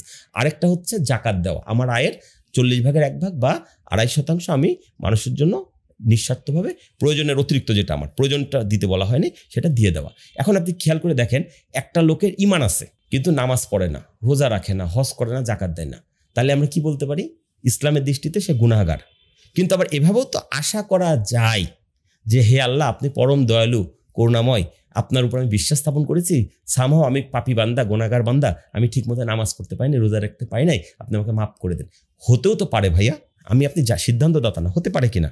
কিন্তু একটা লোক নামাজ পড়ে, রোজা রাখে, হজ করে, জাকাত দেয়, মুখে বলে আল্লাহ মানি না, হবে কেন? হবে না, কারণ সব করার পরও তুমি বিশ্বাসের জায়গাটা ঠিক করো নাই। এই বিশ্বাস ঠিক না থাকার কারণে তোমার এত আমল সব ধূলিসাৎ হয়ে যাবে। আমি বলি, চাকরি করে অনেক মানুষ, কোম্পানির চাকরি করে, কোম্পানির বেতন নেয়, কোম্পানির হয়ে বিক্রি করে দেয়, কোম্পানির টার্গেট পূরণ করে, কিন্তু তাদের ঈমান ঠিক নাই। চাকরি করে কোম্পানির, কিন্তু সুযোগ পাইলে কোম্পানির বসের নামে আজে বাজে কথা বলে, কোম্পানির মালিককে মানে সামনে তার করার সুযোগ নেই বা সাহসও নাই, হারালে নিজের কোম্পানি সম্পর্কে অন্যের কাছে বদনাম করে। এই লোকগুলোর মানে চাকরি বেশি দিন টেকে না। তুমি চাকরি না করলে ছেড়ে দাও ভাই, তুমি পদটা দখল করে রেখো না। তুমি ছাড়লে এখানে বাংলাদেশে অধিক জনসংখ্যার দেশ, অনেক মানুষ বেকার, তারা ওই পদে বসার জন্য একটা পদ ছাড়েন না, 40টা লোক ওখানে আসার জন্য রেডি হয়ে আসছে। তো প্লিজ, তুমি মানে যার ঈমান ঠিক নাই, মানে চাকরির প্রতি ঈমান ঠিক নাই, তার ওই চাকরি করা উচিত না। আমল ঠিক রাখলে আমি বিশ্বাস করি না, টার্গেট করে দিয়েছে তো কি হয়েছে? এই জন্য আমি বলি, প্রত্যেক সেলসম্যানের সকালবেলা উঠে একটা শপথ নেওয়া উচিত, আমি বিশ্বাস করি আমার কোম্পানি সেরা, আমার পণ্য সেরা, আমি হব আমার কোম্পানি সেরা সেলসম্যান, আমি পারি, আমি পারবো, আমি করে দেখাবো। কোথায় বলবেন? নিজের ঘরে বলেন, আয়নার সামনে বলেন, চিৎকার করে বলেন, ছাদে গিয়ে বলেন, কোম্পানির অফিসে ঢুকে অফিসের দরজায় দাঁড়িয়ে বলেন, বারবার বলেন। কি হবে? ব্রেন একসময় এটা বিশ্বাস করা শুরু করবে, আমার কোম্পানি সেরা, আমার কোম্পানি ভালো, আমার প্রোডাক্ট ভালো, আমার সার্ভিস ভালো, আমি হব আমার কোম্পানির সেরা সেলসম্যান। ব্রেন তখন আপনাকে দিয়ে সেরা কাজটা বের করে নেবে। সব কোম্পানি, যে কোম্পানি যান না কেন, কিছু না কিছু দোষ ত্রুটি, সমস্যা, সীমাবদ্ধতা তো আছেই, কিন্তু ওইটাকে ফোকাস করা যাবে না। বাঙালির 3 হাত, 2টো তার নিজের হাত, 3টো অজুহাত। ভাই আমার কোম্পানিতে চাকরি তো করি, এই কোম্পানি পণ্য ভালো না, হ্যাঁ ভাই এই কোম্পানি পণ্য ভালো, ঠিকভাবে বেতন দেয় না, ভাই এই কোম্পানির এইটা ভালো কিন্তু কোম্পানির মালিক খুব খারাপ, বা মালিক ভালো ছিল কিন্তু আমার ম্যানেজার খুব খারাপ। এই অজুহাতগুলো দিলে ভাই আপনার চাকরি করার দরকার নেই। চাকরি করতে হলে আপনাকে মেনে নিতে হবে এবং মানিয়ে নিতে হবে, এবং নিয়ম মধ্যে চলতে হবে, শৃঙ্খলা মেনে চলতে হবে, ডিসিপ্লিন লাইফ লিভ করতে হবে। পৃথিবীতে যারাই চলছে সবাই শৃঙ্খলা মেনে চলছে। আপনি কি যখন চাকরি করবেন আপনাকে শৃঙ্খলা মেনে চলতে হবে। আপনি পরিবার চালাচ্ছেন শৃঙ্খলাবদ্ধভাবে, আপনি বন্ধু বান্ধব মেনটেন করে শৃঙ্খলাবদ্ধভাবে, তা চাকরির ক্ষেত্রে করতে হবে না। সবার আগে কোম্পানির প্রতি বিশ্বাস স্থাপন করতে হবে। সো আমি যে কথাটা আবার বলি, আপনার মূল প্রশ্ন ছিল এটাই যে বেতন বাড়ানোটা কিভাবে আমি বলবো। এই যে আমি দীর্ঘ আলোচনাটা করলাম, এই আলোচনাটার আলোকে যদি কেউ চিন্তা করে যে আমি কোনো জায়গাতে ইন্টারভিউ ডাক পেলে আগে ওই কোম্পানি সম্পর্কে মার্কেট সার্ভে করে কিছু তথ্য জেনে নেব, পজিটিভ পেলে পজিটিভ, নেগেটিভ হলে নেগেটিভ, কোনো সমস্যা নেই, নেগেটিভ বলি না, আমি বলি ফিডব্যাক, এগুলা ইন্টারভিউ বোর্ডে কায়দা করে বলে দিতে হবে, তাহলে ওরা বুঝবে যে আমি এই কোম্পানির ব্যাপারে সিরিয়াস। দ্বিতীয়ত, আমি আমার বেতন কেন বেশি চাই সেই জিনিসটা আমাকে জাস্টিফাই করতে হবে। ফ্রেশার হলে তাকে কোম্পানি পলিসির মধ্যে ঢুকতে হবে, পরেরটা পরে দেখা যাবে। কিন্তু যদি সে একটু এক্সপিরিয়েন্স হয় তাহলে তাকে ওই যুক্তিতে বলতে হবে এই কারণে আমাকে আপনি বাড়িয়ে দিবেন, তখন একটা নেগোসিয়েশন হয়, একটা জায়গায় যাবে। তবে আমার কথা এরকমই যে একান্ত ঠেকায় না পড়লে কখনো সমবেতনে আর সমপদে চাকরি চেঞ্জ করার আমি অন্তত যৌক্তিকতা দেখি না। আমার আগের কোম্পানি 10 টাকা দিতে, এই কোম্পানি 10 টাকা বেতনই ঠিক করেছে, ওইখানে আপনার যাওয়াটা বোকামি হবে। আলটিমেটলি আপনি 10 টাকায় যাননি, আপনি 60 টাকা চাকরিতে জয়েন করছেন। কারণ আমি আগেই বলেছি 30% না বাড়লে হয় না। তো আমি 10 টাকার লোক 60 টাকায় যাওয়ার চাইতে আমি এখানে থেকে যাওয়াই ভালো। কিন্তু ওই যে আবার এটা বললাম যে যদি আমাকে এখানে কোনো কারণে চাকরি ছেড়ে দেওয়ার বা চাকরি চলে যাওয়ার পরিস্থিতি তৈরি হয়, তখন তার কিছু বলার থাকে না, তখন তাকে অনেক ধরনের স্যাক্রিফাইসের মধ্যে দিয়েই যেতে হয়। কিন্তু এই জিনিসগুলো আমাদেরকে একটু অ্যানালিটিক্যাল ভঙ্গিমায় গিয়ে এবং এক্সপার্টের সাথে আলাপ করে যদি আমরা পদক্ষেপগুলো ফেলি, তাহলে আমাদের প্রত্যেকের জন্যই সুন্দর ভবিষ্যৎ অপেক্ষা করছে বলে আমি বিশ্বাস করি। ইনশাল্লাহ, চমৎকার। এখানে একটা প্রশ্ন খুব ইম্পর্টেন্ট, সেটা হচ্ছে যে অনেকে রিজেকশন নিতে পারে না। যে আমি চাকরিতে যাচ্ছি, 2 জায়গায় ইন্টারভিউ দিচ্ছি, চাকরি হয় নাই, তারপর আমি ধরে নিচ্ছি আর চাকরি হবে না, আমি রিজেকশনটাতে আমি খুব কষ্ট পাই, বা আমাকে জানাইলো না, বা ইমেইলে লিখলো আমাকে নেয় নাই, আবার প্রমোশনের জন্য বলবো হয়তো নেবে না। সবচেয়ে বেশি যেটা হয় সেটা হচ্ছে কল সেন্টার, আউটবাউন্ড টিম অথবা সেলস টিম, সেটা রিয়েল এস্টেটে হোক, সেটা যে কোনো ইন্ডাস্ট্রিতে হোক। আমি কল করতেছি, হয়তো ফোনটা ধরবে না, আমাকে একজন হয়তো বকা দিবে। আমি জানি যে আলটিমেটলি কনভার্সন তো আউটবাউন্ডের কমই হবে, 100 জনকে ফোন করলে কমই কনভার্ট হবে, কিন্তু ওইটার উপরে আমার কমিশনও বেশি, বেতনও ভালো, বসও খুশি, আমিও খুশি, কিন্তু আমি রিজেকশনটা নিতে পারতেছি না সব জায়গাতে। কারণ সেলসে কিন্তু আসলে রিজেকশন আছে। এক্স্যাক্টলি, আপনি যদি বিয়ে করার জন্য 4টা মেয়েকে অ্যাপ্রোচ করেন, রিজেক্টেড হবেন, কিন্তু যদি আপনি কাউকে অ্যাপ্রোচ না করেন, দেন বিয়ে করা হবে না, এমন কারোর সাথে বিয়ে করা হবে না, অথবা এমন কারোর সাথে জীবন কাটাবেন যাকে আপনার পছন্দ না। রিজেকশন, এই যে রিজেকশনের প্রতি মানুষের একটা প্রচণ্ড রকম খারাপ লাগা, এবং এটার জন্য সে কাজই করতেছে না, আগাচ্ছে না, সেটা কিভাবে মানুষ কাটায় উঠতে পারে? আচ্ছা, প্রথম কথা হচ্ছে ওই যে বললাম, বা আপনিও বলে ফেলেন আপনার এই দীর্ঘ প্রশ্নের মধ্যে, সেটা হচ্ছে সেলস আর রিজেকশন কিন্তু হাত ধরাধরি করে হাঁটায়, এটা বুঝতে হবে। আমি রিজেকশনই যদি নিতে না পারি, তাহলে আমার সেলসই হবে না। আলটিমেটলি গোল তো রিজেকশন, আলটিমেটলি গোল হচ্ছে সেল করা। ঠিক আছে, একটা হিসাব বলা হয় সাধারণত এরকম, যে কোনো পণ্য বা সেবার ক্ষেত্রে যদি আমি 10 জন মানুষকে বোঝাতে পারি, 10 জনের মধ্যে বা বলি, সালাম দিই 10 জনকে, আমার একটা পণ্য বিক্রি করা বা সেবা বিক্রি করার জন্য 10 জনকে সালাম দিলে দেখবেন যে 2 জন উত্তরই দেবে না, মুখ ঘুরে চলে যাবে। 8 জন হয়তো বলবে ওয়ালাইকুম সালাম। 8 জন যে বললো, মানে একটা এক্সেস পেলাম। 8 জনের কাছে যদি আমি আমার পণ্য নিয়ে কিছু কথা বলি, তখন আমার পরিচয়টা শুনলো, শোনার পরে বলবে না ভাই আপনার এই সার্ভিস আমি নেবো না। আরও 3 জন ঝরে যাবে, 5 জন কিন্তু আবার পুরোটা শুনবে। এই 5 জন যে শুনলো, বা যাকে আমি আমার প্ল্যান বুঝালাম যে স্যার আপনি আমার এই পণ্যটা কিনলে এইভাবে লাভবান হবেন, বা আমার সাথে এই ইন্স্যুরেন্সটা করলে এইভাবে আপনার ভবিষ্যৎটা সিকিউর হবে, তখন এই 5 জন শুনবে, বুঝবে। কিন্তু এখানে তো কয়েকটা শর্ত, একটা হচ্ছে শুধু শুনলে বুঝলে হবে না, তার তো এটা কেনার মতো সামর্থ্য থাকতে হবে, নিড থাকতে হবে, ঠিক আছে, মানি থাকতে হবে। এই যে বিষয়গুলা, এইগুলা কাভার করে দেখা যাবে 5 জনের থেকে 2 জন কেনার জন্য মানসিকভাবেও প্রস্তুতি, সামর্থ্যগতভাবেও তারা রেডি। এবার 2 জনের সাথে কথা হলো যে আগামী সপ্তাহে তোমাদের সাথে আমি ফাইনাল ডিলটা ক্লোজ করে ফেলবো।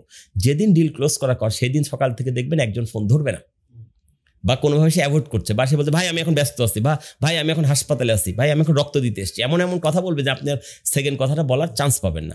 একজন কিন্তু শেষমেশ করবে। তাহলে এই যে এটা একটা সাধারণ সিনারিও বলা হলো, কম বেশি হতে পারে।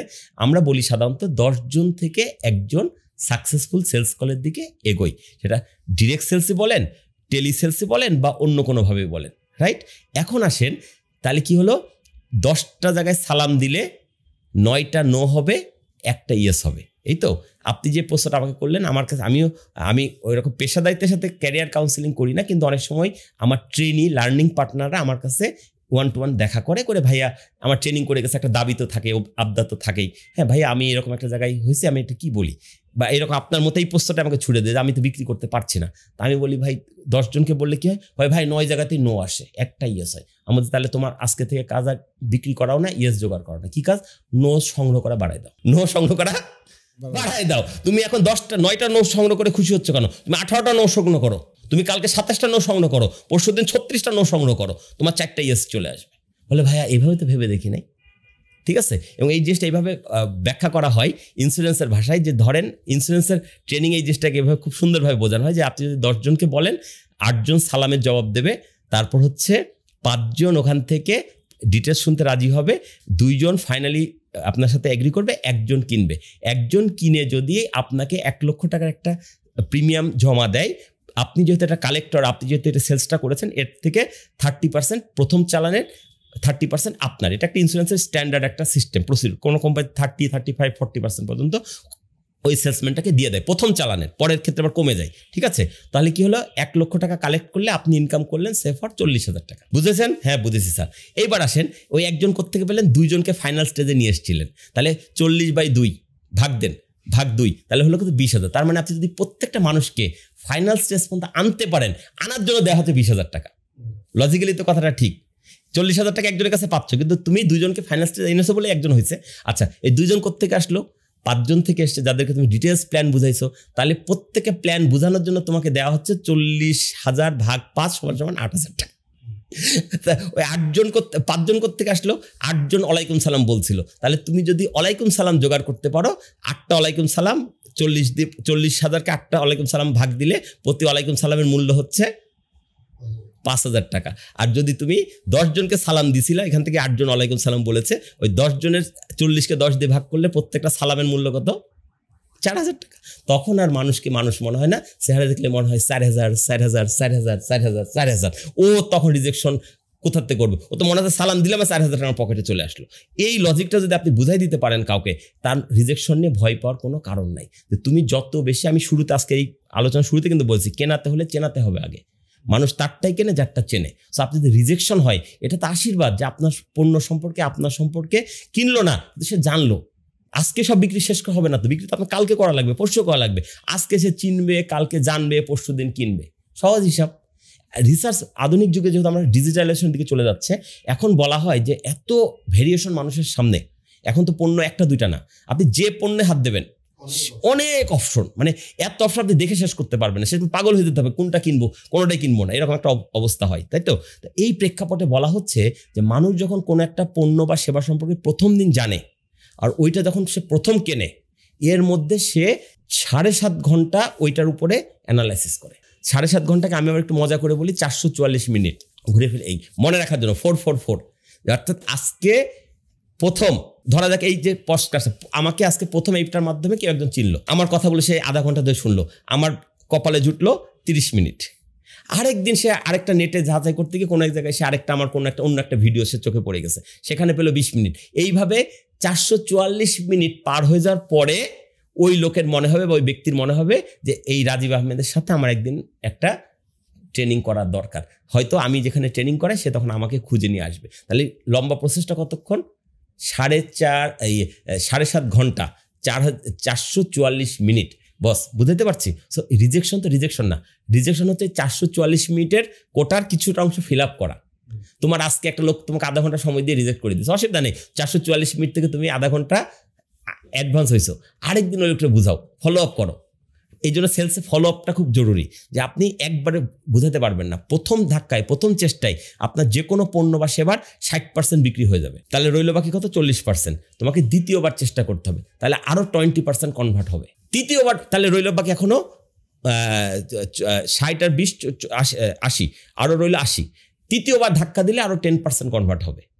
চতুর্থবার ধাক্কা দিলে আরও 5% কনভার্ট হবে। পঞ্চমবার ধাক্কা দিলে আরও 4% কন্ট্যাক্ট হবে। অর্থাৎ 5 বারের ধাক্কায় আপনি 99% পর্যন্ত অ্যাচিভমেন্ট আওতা আনতে পারেন। আর বাকি 1% যে বাদ, এটা মানে দুনিয়া উল্টে গেলেও আর আসবে না। সো ওইটাকে আপনার টার্গেটেড কাস্টমারও না। আমি কি বুঝাতে পারলাম? তো আমি একটা কথা বলি এরকম, একবার না পারিলে দেখো 5 বার, কিন্তু 5 বারের কম হাল ছাড়লে প্রবলেম কাস্টমারের না তোমার। এই যে আপনি রিজেকশন নিয়ে যে প্রশ্নটা করলেন, আপনি যদি কেউ একটা বলে, তাকে আপনার কাউন্টার প্রশ্ন করা উচিত যে ভাই ওই যে বলছো তোমাকে রিজেক্ট করে দিয়েছে, তুমি ওর কাছে রিজেক্ট করার পর আবার কয়বার দিয়েছো? না ভাই আমি তার ওখানে যাইনি। তাহলে প্রবলেম ওই কাস্টমারের না, প্রবলেম হচ্ছে তোমার। তুমি এখনো তাকে বুঝাই উঠতে পারো নাই যে কেন তোমাকে নেওয়াটা বা তোমার পণ্য নেওয়াটা ওর জন্য জরুরি ছিল, যুক্তিপূর্ণ ছিল বা লাভবান হইতো। অর্থাৎ তুমি গো সেকেন্ড টাইম ফার্দার। ঠিক আছে, তুমি যেতে পারছো না, ফোন করো, তুমি হোয়াটসঅ্যাপে নক দাও, তুমি তাকে ইমেল পাঠাও, তুমি তাকে ফেসবুকে কমেন্টসে নক করো। এক সময় যখন তোমার 444 মিনিট ফিল আপ হয়ে যাবে, তখন ঠিকই দেখবা সে তোমার কাস্টমার হবে। আমি আমার জীবনে বহুবার এরকম ঘটনা ঘটেছে। একটা কোম্পানিতে প্রথম যেদিন আমি পরিচিত হতে গিয়েছি ট্রেনার হিসাবে, সেই কোম্পানিতে প্রথম যখন কাজ এসছে ভাইয়া, 2টা ডেটের মধ্যে ডিফারেন্স হচ্ছে 3.5 বছর। আমার নিজের জীবনের ঘটনা, বাংলাদেশের একটা বড় সিমেন্ট কোম্পানির গল্প। এটা নাম বললে সবাই চিনবে, নামটা দরকার না, আমার তো ঘটনাটা জানা দরকার। আমি যদি ধৈর্য হারা হইতাম, না। এবং এই 3.5 বছর কিন্তু হঠাৎ করে কাজ আসে নাই। এই 3.5 বছর আমি ওই রাস্তা দিয়ে যতবার গিয়েছি ফোন করছি, স্যার কেমন আছেন, স্যার আমি তো আপনার অফিসে নিচে, তাই নাকি রাজি, আসেন চা খেয়ে যান। আবার কোনোদিন বলছে না রাজীব সাহেব আজকে তো প্রচন্ড ব্যস্ত চলছে, ভাই আরেকদিন আসলে হয় না। স্যার আমি তো আপনার দেখা করতে আসি, যাচ্ছিলাম এদিক দিয়ে আপনার কথা মনে পড়লো। আমি কিন্তু কাউকে বলি নাই যে স্যার আমাকে ট্রেনিং দেন। আমি কোনো মার্কেটিং করি না, আমি শুধু গিয়ে চেহারা দেখাইছি। এই করতে কোনো সময় 3 মাস পর, কোনো সময় 6 মাস পর, কোনো সময় 1 সপ্তাহে 2 বারে দেখা করতে 3.5 বছর পরে গিয়ে একদিন তাদের মনে হলো যে আচ্ছা এই লোকটা এত আসে, কি মনে হচ্ছে সেটা তারা জানে, আমি জানি না, তার সাইকোলজি আমি বলবে না। সে বললো যে ভাই আসেন তো একটু আলাপ করি, আলাপ করলো, ট্রেনিং পেলাম। এবং এখন আমার যত ক্লায়েন্ট লিস্ট আছে ওইটা হচ্ছে one of the top client list. মানে আরো সোজা বাংলায় বললে আমি যদি সারা বছর কাজ করে 10 টাকা আয় করি, ওই কোম্পানি থেকে আমি পাই হচ্ছে 4 টাকা। আসলে 4 টাকা না, মানে এটা একটা আমি বোঝানোর চেষ্টা করছি। তো মূল ব্যাপারটা হচ্ছে দেখেন, যেই কোম্পানির থেকে আমার এখন রিজিকের বা আমার হচ্ছে ইনকামের বড় অংশ নির্ভরশীল হয়েছে, সেটা 3.5 বছর আমার আওতার বাইরে ছিল। আমি যদি সেই সময় পর্যন্ত অপেক্ষা, এই কোম্পানি কাজ দেবে না, খামোখামার সময় নষ্ট, ওখানে যাওয়ার দরকার নেই, এটা যদি আমি করতাম তাহলে আজকে ওখান থেকে আমার এই রেভিনিউটা আসতো না। সো রিজেকশন বলে সেলসে কিছু নাই, লেগে থাকতে হবে ভাই। নো মানে নেক্সট অপরচুনিটি, নো মানে না আমরা না ধরে নিয়ে চলে আসি। ওখানে আরো বেশি সুযোগ, যে রিজেক্ট করছে তার কাছে আপনার যাওয়ার সম্ভাবনা বেশি, কারণ সে আপনাকে চিনেছে। তো অনেকে তো চেনেই না, তা সে আপনাকে নেবে কি করে? রিজেকশনের কাছে গেলে অনেক রকম লাভ হয়। সেটা হচ্ছে আমার স্কিল বাড়ে, আমি বুঝতে পারি যে গতবার তাকে যা বললাম এইটুকুতে সে পটে নাই, তার মানে আমাকে আমার ডেভেলপ, যদি আমি সত্যি আত্মমূল্যায়ন করি তাহলে আমার একটু ডেভেলপমেন্ট দরকার, আমার একটু বেশি জানা দরকার। তখন আমি নিজেকে আবার নতুনভাবে উপস্থাপন করব, নতুন করে আমার সেলসের স্ক্রিপ্ট লিখবো, নতুন করে আমি আইডিয়া নেবো, বা আমি সিনিয়রে কারো কাছে যাবো যে ভাই আমি এই বিক্রিটা করার জন্য এই লোককে এই কথা বলছি, তারপর সে শুনলো, বুঝলো, রাজি হলো না, আমার ভুল কোথায়? সিনিয়র লোক তখন তাকে বলে দেবে তোমার সবই ঠিক ছিল, এই লাস্টের এই পয়েন্টটা বলা তোমার উচিত হয় নাই, অর্থাৎ তুমি নেক্সট টাইম থেকে এই ভুলটা করিও না।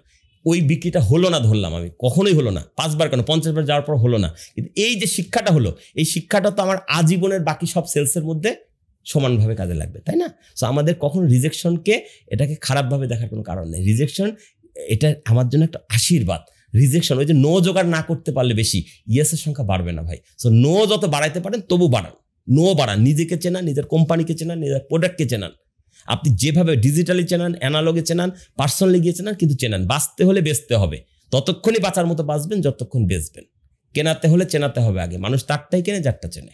মানুষ অনেক ক্ষেত্রে বিক্রি করতে চায়। এখানে দুইটা জিনিস পাশাপাশি, দুইটা জিনিস আছে। একটা হইলো দেখা যায় আজকে অনেকে তরুণরা ব্যবসা শুরু করে, কিন্তু সে মানুষের সাথে সম্পর্ক তৈরি করে না, এবং সে অন্য কাউকে দিয়ে বিক্রি করানোর চেষ্টা করে। এটা লোক রাখলাম সে বিক্রি করে দেবে।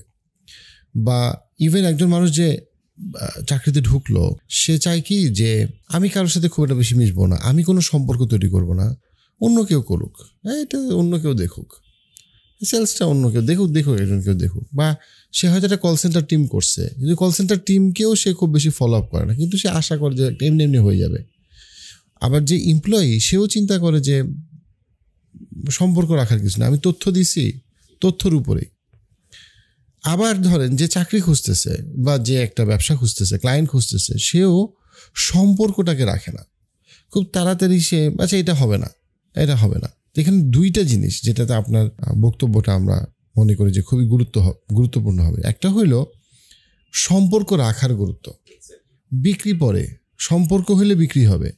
2 নাম্বার যেটা, সেটা হচ্ছে গিয়ে যে তুমি সবার ঘাড়ে তোমার কষ্ট, তোমার নামাজ অন্য কেউ পড়লে হবে, তোমার নামাজটা তোমারই পড়তে হবে এবং প্রতিদিন পড়তে হবে, যতদিন বেঁচে আছে, যতদিন সুস্থ আছে, জামাতে পড়তে হবে, চেষ্টা করতে হবে জামাতে পড়তে।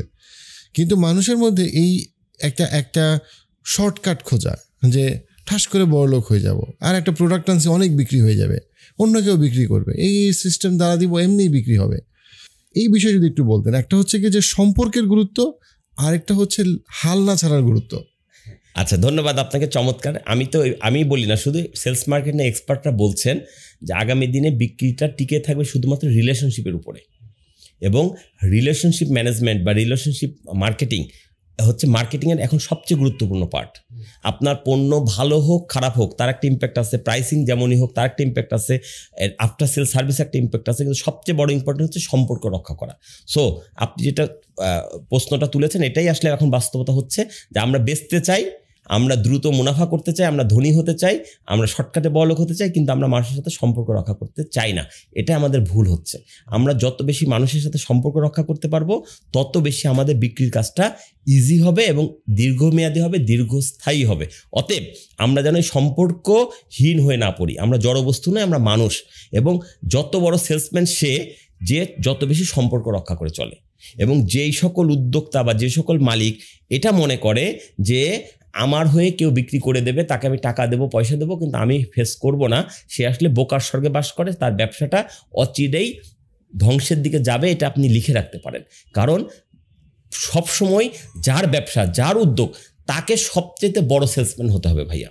তার সেলসটা আবার বহুমুখী, নিজের কোম্পানির কাছে সেল, কাস্টমারের কাছে সেল, নিজের ইন্টারনাল স্টাফের কাছে সেল, বাইরের মানুষের কাছে সেল। সো সেই যদি সবার কাছে সেল, সে যদি নিজেকে গুটিয়ে রাখে সে কখনো সামনে এগোতে পারবে না।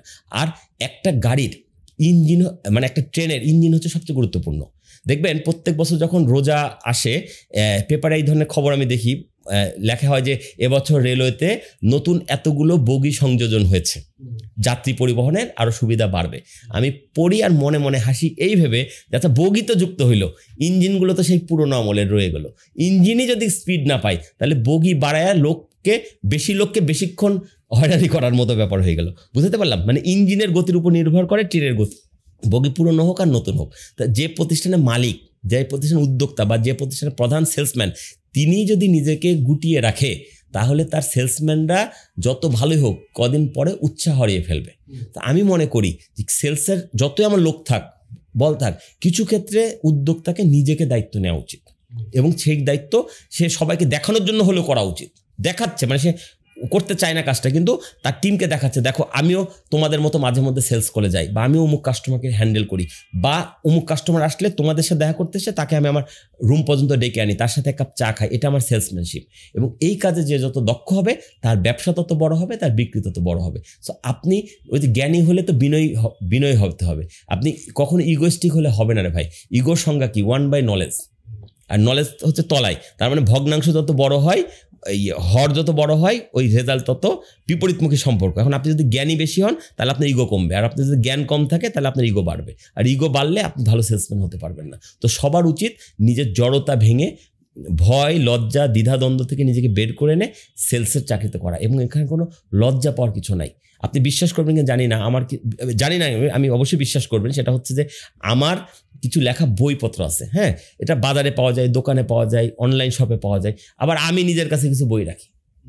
এটা ব্যবসা করার জন্য না, টাকা কালেকশনের জন্য না। কোনোদিন কেউ একজন হয়তো বলছে যে ভাই আপনার অমুক বইটা পাইতেছি না, আমি বই কিনতে তাকে নীলক্ষেতে যেতে বলবো না বাংলা বাজার যেতে বলবো, এত গবেষণার দরকার। ভাই ঠিক আছে, এই টাকাটা বিকাশে পাঠাই দেন, আমি আপনার কুরিয়ারে পাঠিয়ে দিচ্ছি। এটা আমি মনের আনন্দে করি। আমি যেটা বলার চেষ্টা করছি সেটা হচ্ছে আমি এখন চিন্তা করি না আমি একটা বইয়ের লেখক হয়ে গেছি, বা আমি এত অমুক সিনিয়র ট্রেনার হয়ে গেছি বাংলাদেশে, একটা বই বেশ 120 টাকা নিয়ে কি ইজ্জতের ব্যাপার, আমি চিন্তা করি না ভাই। আমি যথাসময় তাকে সার্ভিস দেওয়ার চেষ্টা করি, ঠিক আছে। এবং আরও একটা মজার গল্প বলি, এটা শুনে আপনি হাসবেন। সেটা হচ্ছে আমার আলহামদুলিল্লাহ আল্লাহ পাক আমাকে একটা গাড়ির মালিক করেছে ঢাকা শহরে। আমার গাড়ির পেছনে কিছু বই থাকে। হ্যাঁ, কোন একটা অফিসে গিয়েছি, ভাই আপনার বইগুলো পড়া দরকার, কোথায় যে পাই? ভাই টাকা বের করেন, মানে টাকা বের করেন। কিসের টাকা? বই নেবেন না? বললেন হ্যাঁ নেবো, তো 500 টাকা দেন। দিল, আমি সমমূল্যের বই তাকে দিয়ে দিলাম। এটা কিন্তু আমি অন্য কোনো কারণে করি না। আপনি এটাকে অনেকভাবে হ্যাঁ কি শেষরা 500 টাকা দরকার, নো, আমি তাকে বোঝানোর চেষ্টা করছি যে আমার পণ্য বিক্রিতে আমার কোনো লজ্জা নাই, জড়তা নাই, ভয় নাই, দ্বিধা নাই, ঠিক আছে। এবং এইটা যারা বোঝার তারা অ্যাপ্রিসিয়েট করে যে রাজীব ভাই আপনি কোনো কাজকে ছোট মনে করেন না। আপনি একটা বই বিক্রি করে আপনার কিছুই হয়ে যাচ্ছে না। এবং এটা বইয়ের টাকা তো প্রকাশকের টাকা, বই তো আমি ওয়েট করিনি, প্রকাশক রয়্যালটির টাকা তাও ঠিক মতো প্রকাশকের দিতেও চায় না। সো আমার ব্যাপারটা হচ্ছে এইটা যে আমি একটা ইন্টেনশন দেখাই। ইভেন আপনাকে আমি আরেকটা মজার তথ্য বলি, আমি একসময় ইউনিলিভারে চাকরি করতাম, তখন আমি ব্যাচেলার ছিলাম, আমি মাদারীপুরে আমার পোস্টিং। সো আমি একটা বাসা ভাড়া নিয়ে থাকি, আর বাসায় কোনো রান্নার ব্যবস্থা নাই। আমি একটা হোটেলে গিয়ে পেট চুক্তিতে খাই, মানে পেট চুক্তি না, সরি, মানে 3 বেলা ভাগ করা আছে, ওখানে গিয়ে আমি খাবো। রুচিতা হোটেল মাদারীপুর শহরের পুরান বাজারের, এখনও আছে বিখ্যাত। হাবিব ভাই ওই ইয়ের মালিক। হাবিব ভাই মাস শেষে যখন আমাকে বলতো যে ভাই আপনার হচ্ছে এই মাসে টোটাল এত টাকা বিল এসছে খাবার খরচ, আমি বলি যে ভাই আপনার বাসায় কি এই মাসে সাবানটা কেনা হয়েছে, লাক্স সাবান কেনা হয়েছে, পেস্ট ক্লোজ আপ কেনা হয়েছে? কেন ভাই? আমি যদি আপনি এগুলো বাজার থেকে কিনতে পারেন, বাট আমি তো কোম্পানির লোক, আমি আপনাকে ডিলার প্রাইসে দিতে পারবো, আপনি বাজার থেকে 10 টাকা হলো কম পাবেন। তাই নাকি ভাই? আমি হ্যাঁ দিতে পারবো, আপনার 1200 টাকা তোমার বিল হয়েছে, আপনি 1200 টাকার কী কী নেবেন আমাকে বলেন, কী কী দরকার আমি আপনাকে অ্যাডজাস্ট করে দিচ্ছি। আমি টাকা না দিয়ে ভাই আমার প্রোডাক্ট দিছি। লিভারের প্রত্যেক দিনের সেল ভাই লাখ লাখ না, এখন তো কোটি কোটি টাকা। তা আমার ওই 2টা লাক্স সাবান বিক্রি আর একটা ক্লোজার বিক্রিতে টোটাল ফিগার কোনো ফিগারে আসবে না, মানে 0.0001% আসবে না, কিন্তু আমি এটা করছি, ইন্টেনশনালি করছি। আমি বোঝানোর চেষ্টা করছি আমার ওই টিমের যারা সেলসম্যান, আমার টিমের যে ডিলার ডিস্ট্রিবিউটর, ভাই দেখো আমি একজন এই কোম্পানির টেরিটরি অফিসার, আমি এই কোম্পানির এই এলাকার বিগ বস, আমি হাতে করে 2টা লাক্স সাবান বিক্রি করতে কার্পণ্য করি না, কারণ এটা আমার রিজিকের উসিল্লা। তো তোমারও এই কাজটা করা উচিত। অর্থাৎ আমি টেকনিক্যালি মুখে তো বলি, প্রত্যেকদিন টিমকে চালাই, আমি এই ধরনের কিছু এক্সাম্পল ক্রিয়েট করে আমার টিমকে মোটিভেট করছি। আরেকটা মজার তথ্য দিই ভাই, আমি এই কোম্পানি চাকরি করার আগে রেকিট বেনকিজারে চাকরি করতাম। রেকিটের প্রোডাক্ট হচ্ছে হারপিক, মর্টিন, ডেটল সাবান। মর্টিন কয়েল তখন ছিল, ওদের এখন প্রোডাক্টটা বন্ধ হয়ে গেছে। তখন কয়েলই বিক্রি হতো 60% টোটাল রেভিনিউর। আমি আর দিনাজপুরে পোস্টিং, ভাই যে কদিন রেকিটে চাকরি করছি বিশ্বাস করেন ভাই আমি একটা মশা মারি নাই হাতে করে, সত্যি মারি নাই। এবং এটা আজকে প্রথম বলছি না, এই গল্প অনেকে জানে বাংলাদেশের। মারি নাই, কারণ একটা মশা মারলে কয়েল বিক্রি কমে যাবে, আমার রিজিকের উপর হাত পড়বে ভাই। মশা আগেও মারছি, এখনো মারি, ওইসব মারি নাই, বিলিভ মি। এবং এটা অনেকে জানে, আমার বন্ধুরাও জানে, ঠিক আছে। আমি ট্রেনিংয়ের কথা বলি যে ভাই তুমি বিক্রি করতে হলে এই লেভেলের সেলসম্যান হতে হবে, কমিটেড থাকতে হবে নিজের প্রোডাক্টের প্রতি। আমাকে কিন্তু কোম্পানি কোনো আন্ডারটেকেন দেয়নি যে তুমি কয়েল বিক্রি কোম্পানি চাকরি করতে এসছো, তোমার মশা মারা নিষেধ, এটা করে নাই, কিন্তু জানতো। এবার এটা নিয়ে হেড অফিসে হাসাহাসি হতো, রাজীব দিনাজপুরে মশা মারে না। হ্যাঁ, তারপরে ঢাকায় মিটিংয়ে ডাকলে বলে রাজীব ঢাকায় কি এসে মারো? আমি না, বল ঢাকায় মারলে তো আমার ক্ষতি হবে না, কিন্তু আপনারা এখানে যে দায়িত্ব আছে আমার কলিগের ক্ষতি হবে, ঠিক আছে। মশা মারতে উড়াই দিতাম, যাও মশা কামড়াও আরেকজন, সে জানি কয়েল কিনে, ঠিক আছে। এটা মজা করে বললাম ভাই, ঠিক আছে, কিন্তু আমি সত্যিই কাজটা করছি। এবং আরেকটা কথা বলি, আমি এই যে এখনো আমি আপনাকে দেখাতে পারবো, আমি তো একজন সেলসম্যান, আমার প্রোডাক্ট ট্রেনিং বিক্রি করা, আমার পকেটে টাকার বাইরে যদি থাকে সেটা হচ্ছে আমার একটা মানি রিসিট আছে। মানে আমার কাছে কেউ, আমি কারো কাছে টাকা পাই বা আমার কোনো বিল পাও না, সে যদি আমাকে এখন ফোন করে যে ভাই আপনার টাকাটা চেকটা নিয়ে যান, আমি মানি রিসিট রেডি করে রাখি, আমি গিয়ে যেন টাকাটা নিয়ে বাড়ি যেতে পারি। মানে অর্থাৎ আমি বিক্রি করার জন্য রেডি, একদম রেডি। আমি শুধু মুখে বলবো না, আমার আচার আচরণ কথাবার্তার মধ্যে আমি অল টাইম সেলসম্যান। আপনি আমি প্রচণ্ড ব্যস্ত মানুষ, আপনাকে শিডিউল পাবেন না, কিন্তু আপনি আমি ট্রেনার মানুষ, আপনি আমাকে ট্রেনিংয়ের কথা বলেন যে ভাই আমি ট্রেনিং সঙ্গে আলাপ, সব কাজ ফেলে আগে আপনার সাথে দেখা করবো, কারণ ওখান থেকে আমার রুটি আসবে। আমি প্রত্যেকটা ফোন কল রিসিভ করি, নোন আননোন সব আমি রিসিভ করি।